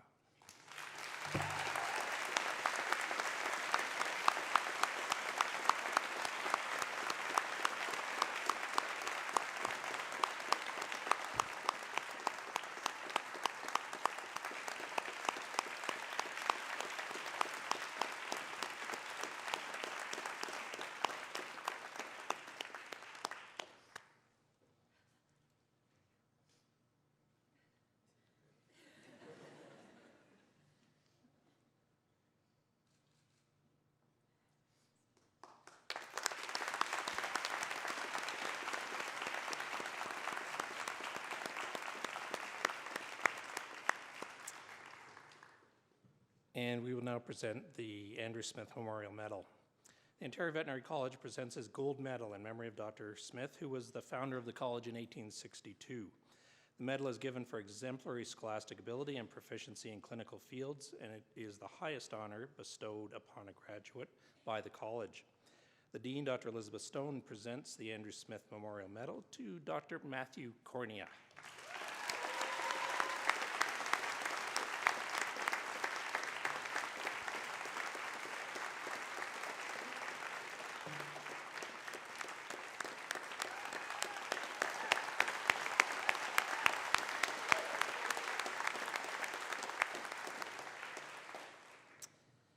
That concludes the awards for our graduating class, and now we're pleased to present awards for recognizing our faculty.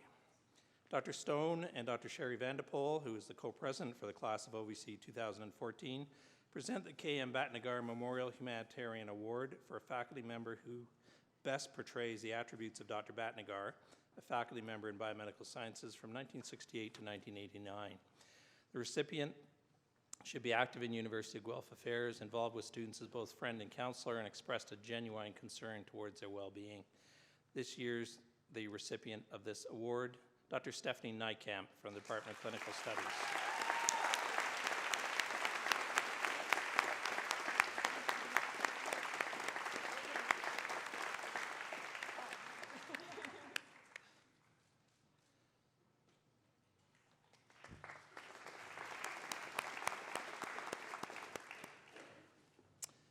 The Marielle Award for Excellence in Clinical Teaching is presented to a veterinarian having taught in clinical rotations to students in Phase 4 of the DV program, and is presented based on the results of a class vote.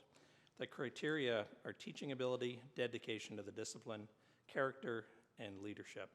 Dr. Elizabeth Stone and Dr. Fran Rotundo from Marielle Animal Health present this award to Dr. Chantal Pinar.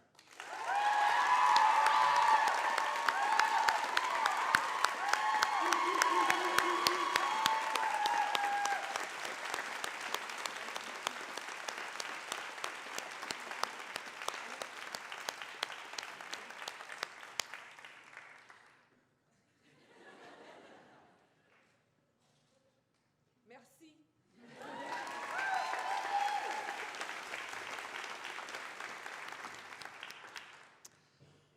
Dr. Stone and Dr. Kathy Ray present the Carl J. Norden Distinguished Teacher Award. This award recognizes an outstanding teacher who, through their ability, dedication, and leadership, contributes significantly to the advancement of the veterinary profession. The recipient of the award this year, Dr. Jeff Thomason, Department of Biomedical Sciences.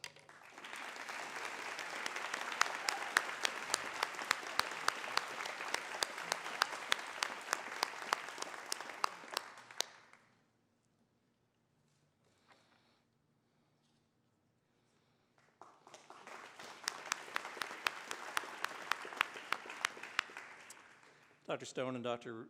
Ray also present the Zoetis Faculty Award for Research Excellence. This award was created to foster innovative research on which the scientific advancement of the profession depends by recognizing outstanding research effort and productivity. It is presented to a member of faculty nominated by his or her peers as an outstanding researcher. The recipient of the award this year is Dr. Bonnie Millard of the Department of Pathobiology.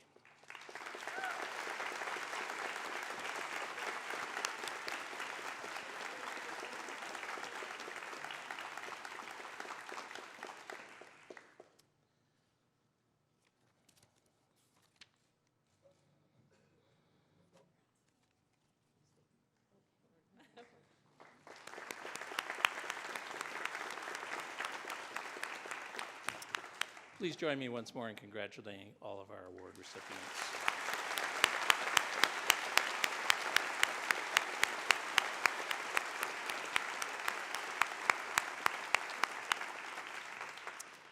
Now it's my great pleasure to introduce Dr. Sherry Vandepoel, who has been chosen by her classmates as their valedictorian.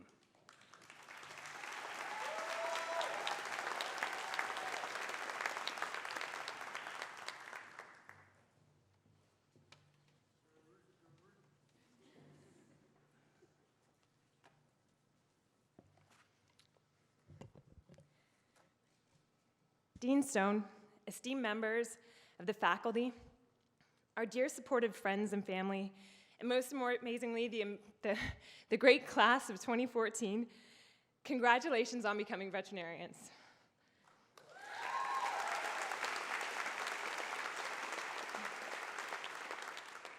I'm honored to be here today to commemorate the fact that now you're in the room with just over about 100 new veterinarians. So if you're feeling a little sick and you happen to be non-human, you've definitely come to the right place. Parents, friends, families, well, you know you're in the right place. So what can I tell you about the person you're here for today? Well, as you probably know, classes are known by an animal and a color, and in our case, it's the emerald elephants. Our class is pretty exceptional. We might be a little subdued in class at times, but we're a year full of smart people, and we know how to have a good time. It's a class that has a great empathy for the non-human creatures in the world, and we're a class that knows how to be good to each other.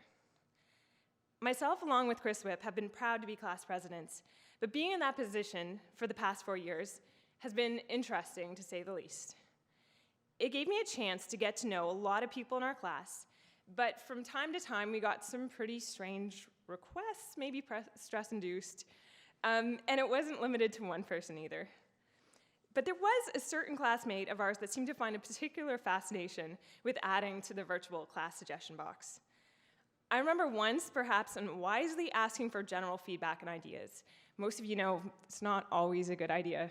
Ryan knows that. Suggestions ranged from implementing a Naked Tuesday program, obtaining a cat for each classroom, and naturally 2 cats for larger classrooms. 1800 has a lot of cat-friendly real estate. Tasmanian tiger cloning program, and I'd like to say thanks, Matt Cornea, for making my job a little more interesting. There was also a suggestion on a course for invertebrate medicine and surgery, and a revamping of the teaching horse program to comprise instead of the ill-tempered teaching zebra program.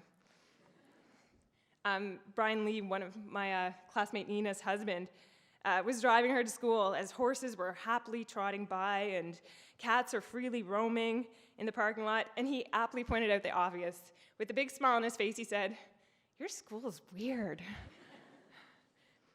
Sometimes it felt kind of mundane. Sometimes there are similarities to like an animal-based Hogwarts, but the people you're sitting beside are some of the very few in the world that can actually commiserate on what it feels like to smell like Roman juice. And that is special. Vet school. So here we are at the end of it. It's been a crazy ride, and elephants never forget. Years ago, the journey started, making sure all your courses counted, doing the MCAT in that tiny little booth. And then there was that memorable day that you found out that you actually had an interview at OVC. Mind you, when your parents probably think back to the beginning of your journey, they picture a mini version of you putting on a tiny backpack and going to kindergarten.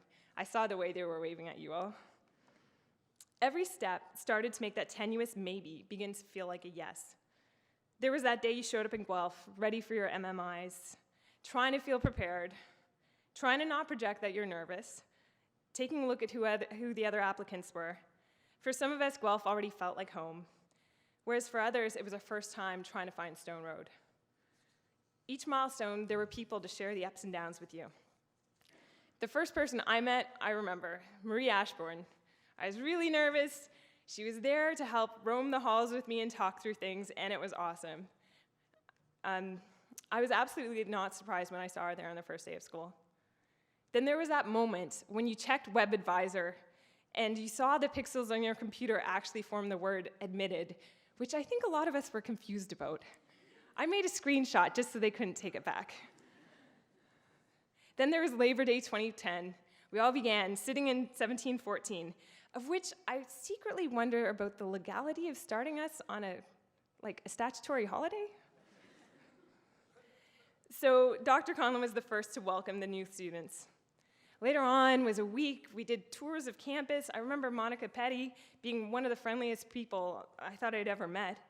I remember Ty in the cafeteria later that week.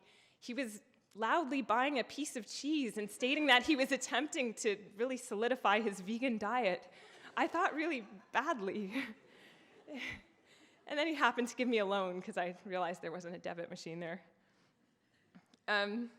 He was also the one fellow that wore tights, silver tights at the first frat night out, which solidified my view that he was somebody who knew how to have a good time, and later with his work in veterinary community outreach, that he cared a lot. That first frat event was one of the first big social events of vet school. Got us running through downtown Guelph and getting to know other people. We all have different but overlapping memories of those early days and impressions of people, unless you're like my husband Dave that has like a memento-like memory where he wonders how he got there. There was the first CVSA barbecue, and just a little personal story here. Previously that day, well, there was a bit of a misunderstanding with the business end of a cow. Kyle Bushy was my chief witness with Brittany O'Neill close at hand, and they had both sworn secrecy to the event. They were like solid on that, I thought. We would tell no one. And then sure enough, we show up at the CVSA barbecue. Nina, Victoria, and Davis are there, and I spill my guts in about 30 seconds as to what happened. So as per the Grad Prom Awards, yes, I did investigate the wrong hole of a cow due to a misunderstanding both on my end and the end of the good Dr. Swackhammer. One thing I learned is that if you're going to be a veterinarian, you can't take yourself too seriously. Also, apparently, I should not be an alibi for a crime. Throughout the 4 years, I've met and talked to each one of my classmates, and we've all formed important memories. From our group-specific parties, shout out to Group 12, to the Zen-like histology labs, of which I've never felt more relaxed in a classroom setting, perhaps wrongly, to our highlight of the year genetics videos, to hilarious tests given by a certain Dr. Trout, naming a particularly troubled goat, little Peter. You'll have to ask your family member about that. To the nerve-wracking Clement exams, edge-of-your-seat hockey games, our first real surgeries with our surgery groups, and Meg, Mon, and Kat, I've got the best surgery group. Frat nights out, our first rotations as fourth-year students. There's definitely something here for everyone at OVC. Vet school is hard when everything else in your life is going well. But when our personal lives have challenges, it makes it nearly impossible. You all know this. I watch my classmates being there for their friends, And then, of course, there were times we all could have been there for each other a little better. And that's something we'll continue to work on in life, because it's in those difficult times when it really counts. Some of us have been through sickness, surgeries, and difficult relationships. I think of Megan Monahan in our final year, going from not knowing anything was wrong to going through a serious and thankfully successful surgery within days, and the strength that that took. Many of us have lost someone dear to us in vet school. I know what that feels like. I lost my aunt, my dad's twin sister, my dear, fun, lively, caring Auntie Anne in second year, and it was incredibly hard.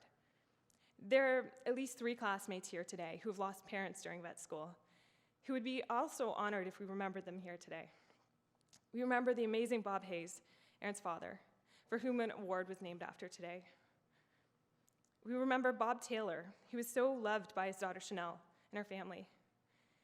And we remember Ernest Painter, the loved father of Kim. Aaron, Chanel, Kim, we love you guys, and we hate that you've had to go through this. These are just incredible losses in life. And I'd like to remember these people and others who've lost close family members today. Almost all of us are now here without somebody during or before vet school who we would like to have here with us to celebrate. We will remember them and continue to bring their memories to us when times are hard or when thinking of the great times we had together. That's something nobody can take away from us. Thinking of them validates our bond and brings them here with us. And when our day comes, there will be peace in us being in the thoughts of others. This is a really special building we're in here today. You may or may not know this, but this was actually built by the efforts of students, starting with their hard labor and vision. They wanted a place to commemorate their classmates that they'd lost in World War I. We can barely imagine what that feels like to have people in our class actually leave school, go off to a war, and not come back. Have their families not see them graduate. Their fellow students that wanted to put this up were told that they couldn't. They couldn't put a building here. There was an old stand of trees in the place that we're now standing and sitting. The students were so convinced that this needed to be done, they actually snuck here in the middle of the night and chopped the trees down. Not necessarily recommending that. And they started digging by hand the foundation. That's conviction and it's love. That's not waiting for the blessing of someone more senior in order to do what you know is right. And when looking back in history, it is the love and courage of those type of people who we most often honor. This is an attribute we can show as veterinarians. Vets like Tracy McNamara that we heard about from today. Vets that show the willingness to take leadership and take a stand when it needs to be done. In fact, here's to people who aren't satisfied with becoming a mediocre veterinarian, but strive to become that image of a veterinarian that inspired them to go into this field in the first place. As vets, we can practice regularly giving back. There was an ancient Jewish custom of not harvesting grain from an entire field, but leaving the corners or the edges so that the poor could come and harvest the grain. The poor would still need to do the work to remove and process it, but it would give them a chance to feed themselves with some dignity and some honesty. I really love this metaphor of how we should live our lives. We should routinely leave space along the edges of our life for other people. We should leave time around the edges of our life. If we do this routinely, yes, we'll take care of ourselves and our loved ones, that's not an issue, but in everything we do, we'll have a little extra to give back to others. Live well.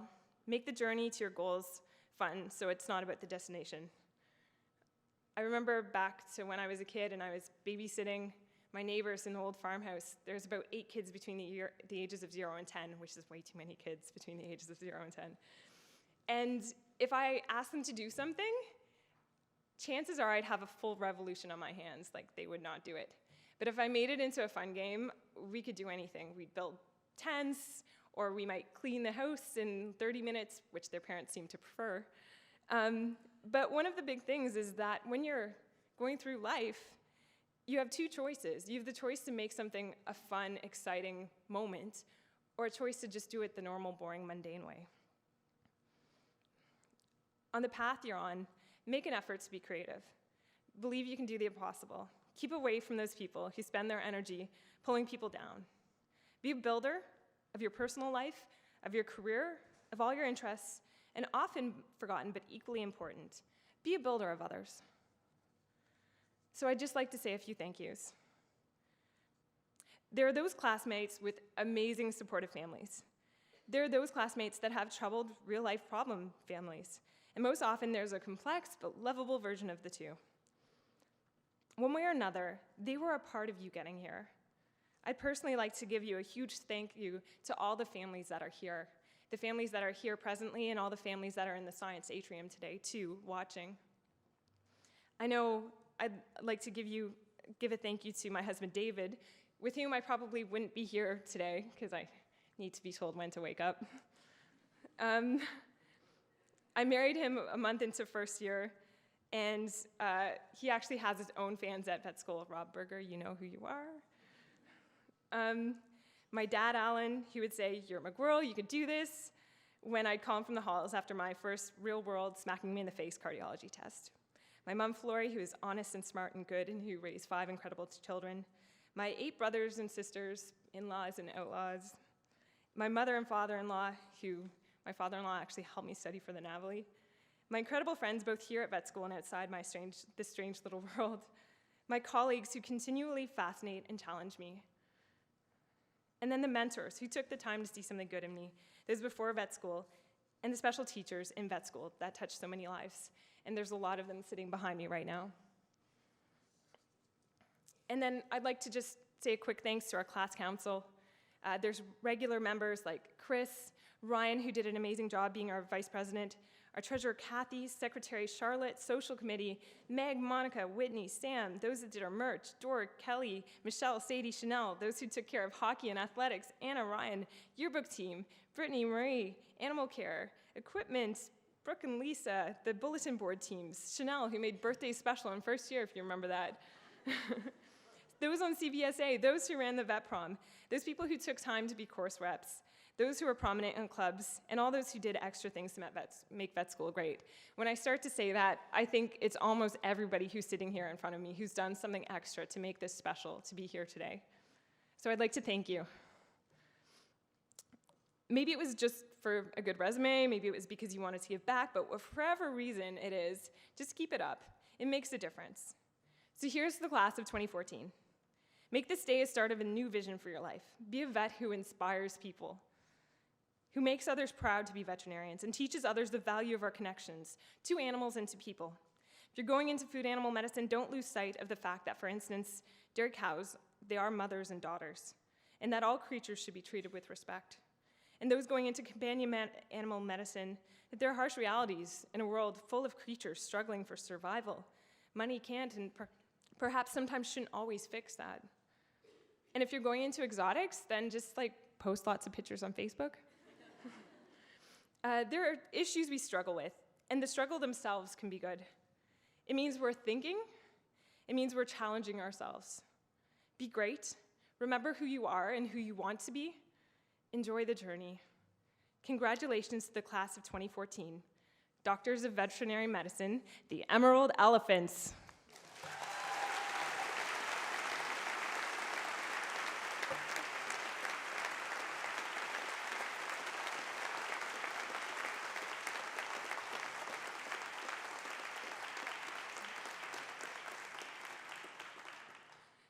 I'd like to present, we have 3 honorary class presidents. 2 of them are here with us today. And I'd like to call first Dr. Brad Hanna. Dr. Hanna was, yes, Dr. Brad Hanna, please.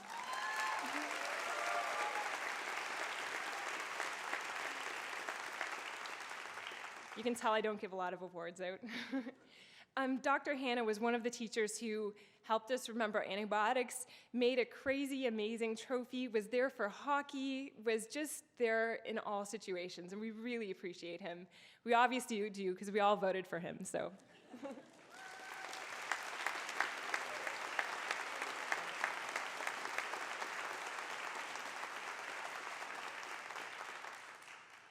And our other honorary class president, who I almost can't believe actually made it here today, she is amazing. Dr. Ali Gillen.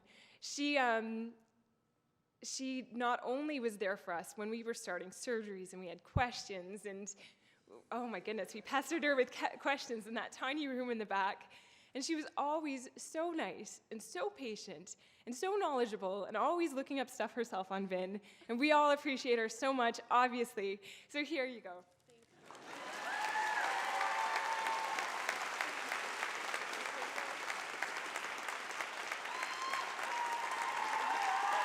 So thank you all, Emerald Elephants!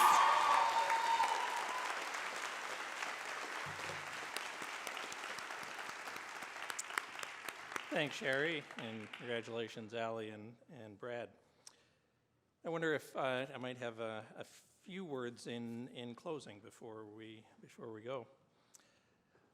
Ladies and gentlemen, earlier, as your daughter's sons, brothers, sisters, spouses, partners, or friend's name was read aloud by the dean, and he or she was admitted to the Doctor of Veterinary Medicine, I'm sure many memories flooded back to you of the day that person entered your life through birth or love or friendship.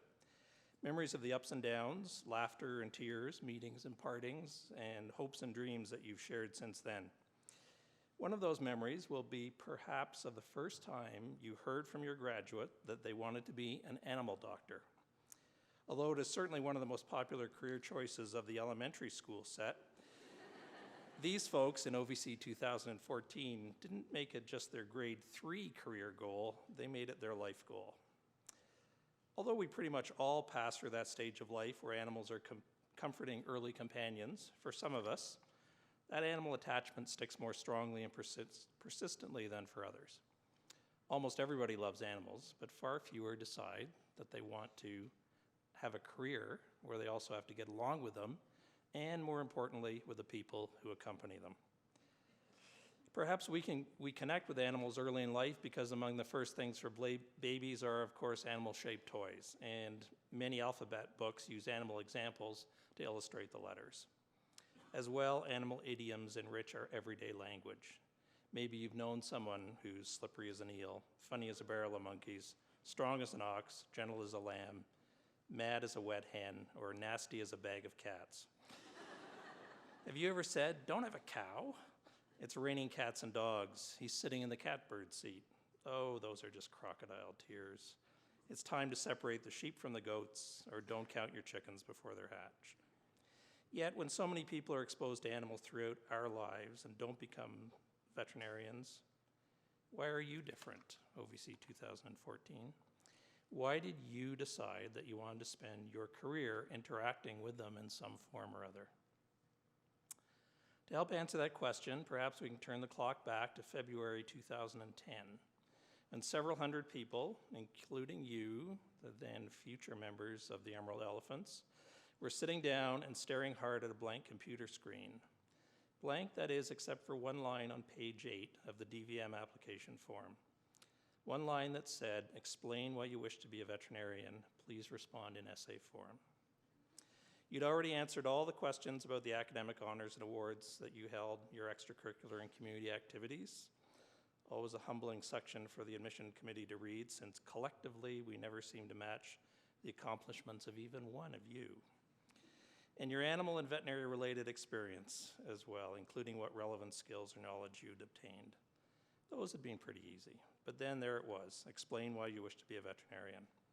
In other words, sum up your whole life to that point using not more than the allowed half a page, but potentially using the smallest font, narrowest margins, and tightest spacing that you thought you could get away with, and convince the admission committee that you deserved to have one of the spots available at OVC in September of that year. And you started typing, and you gradually saw forming the words that said in a way who you were. It perhaps didn't come easily, but after hours, days, maybe weeks, you finally were satisfied. It might have been draft 3, 23, or 53, but you'd finished. You printed it off, made 4 copies, put them in an envelope addressed to Admission Services, University of Guelph, Guelph, Ontario, N1G 2W1. Then you dropped it in the mail, or perhaps knowing you as I do, sent it by courier, or knowing you even better as I do, drove it to Guelph and handed it in personally, just in case. So, what did you write in response to that question? Explain why you wish to be a veterinarian. please respond in essay form. So that we can all better understand the experiences in your lives that led you to becoming veterinarians, I'd like to share a few anonymous excerpts of your responses to that question that highlight some common threads. For many of you, there were significant, very early influences. For example, my mother always tells the story of when I was just a very small baby and would get fussy. She found the best way to settle me down was to put me in front of the television and find a show with horses. At 3 months of age, my favorite programming was always horse jumping. And maybe a higher power had a hand. My parents always say it's no coincidence that I was born on the feast day of St. Francis of Assisi, the patron saint of animals. From a young age, I was intrigued by them. I remember reading Chicken Soup for the Animal Lover's Soul over and over and being moved by the stories of how people's lives were profoundly influenced by their pets.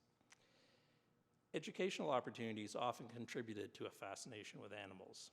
One example.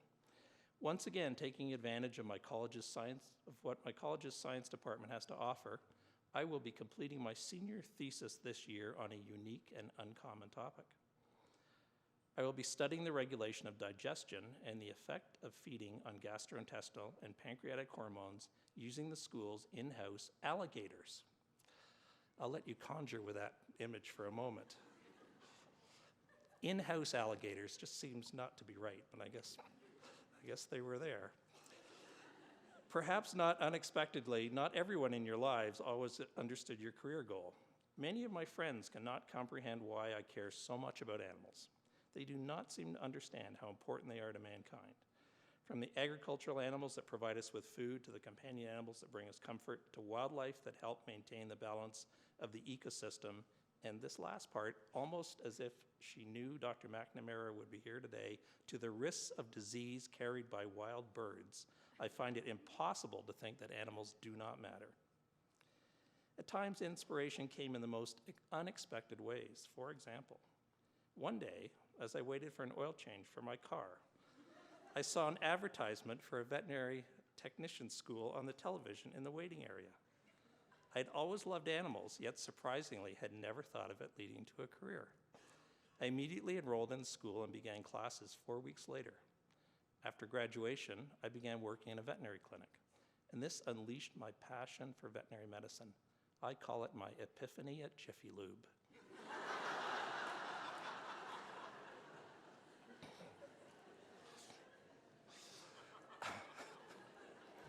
You never know when inspiration is going to happen. You look forward to helping clients. From my experiences with different veterinarians, I've come to realize the importance of the ability to convey information from a variety of perspectives. Overall, teaching clients who have a range of background knowledge can be challenging. However, individuals with exceptional communication skills and teaching abilities can succeed in providing clients with the necessary knowledge to allow them to make the most informed decision possible. A foreshadowing of AVM if I ever heard one. And looking to the challenges ahead, I think being a veterinarian is often like being a detective trying to solve a mystery. Unlike in human medicine, you do not have the luxury of your patient describing their symptoms to you. You're given clues by signs from your patient and by statements from the owner. It's up to you to utilize diagnostic tools to rule out or rule in the possibilities. In closing, as Sherry mentioned, the first time we met was in room 1714 on Labor Day, Monday, September 6, 2010. Now I'm going to have to go check to see if it was legal or not, but anyway, you're here now. If you remember, on the screen was a slide that said, "Welcome, OVC 2014." And then I showed you the next line on that slide that said, "So I got in. What happens now?" Well, now you know. I imagine in many ways it's been exactly as you thought it would be, and in other ways completely unimaginable. And I think from this moment on, you are going to find that that happens too. Wherever your path takes you, I wish you every personal and professional success. Thank you very much.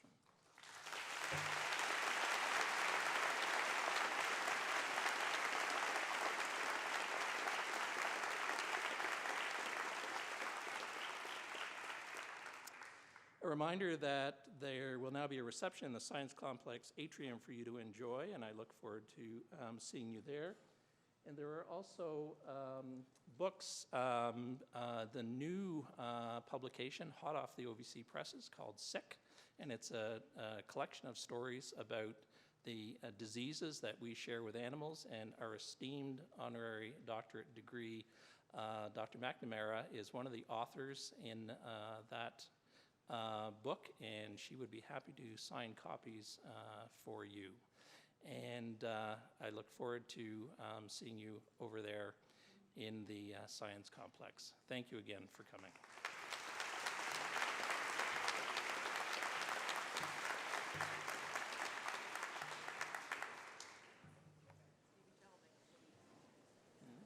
Oh, and you can leave.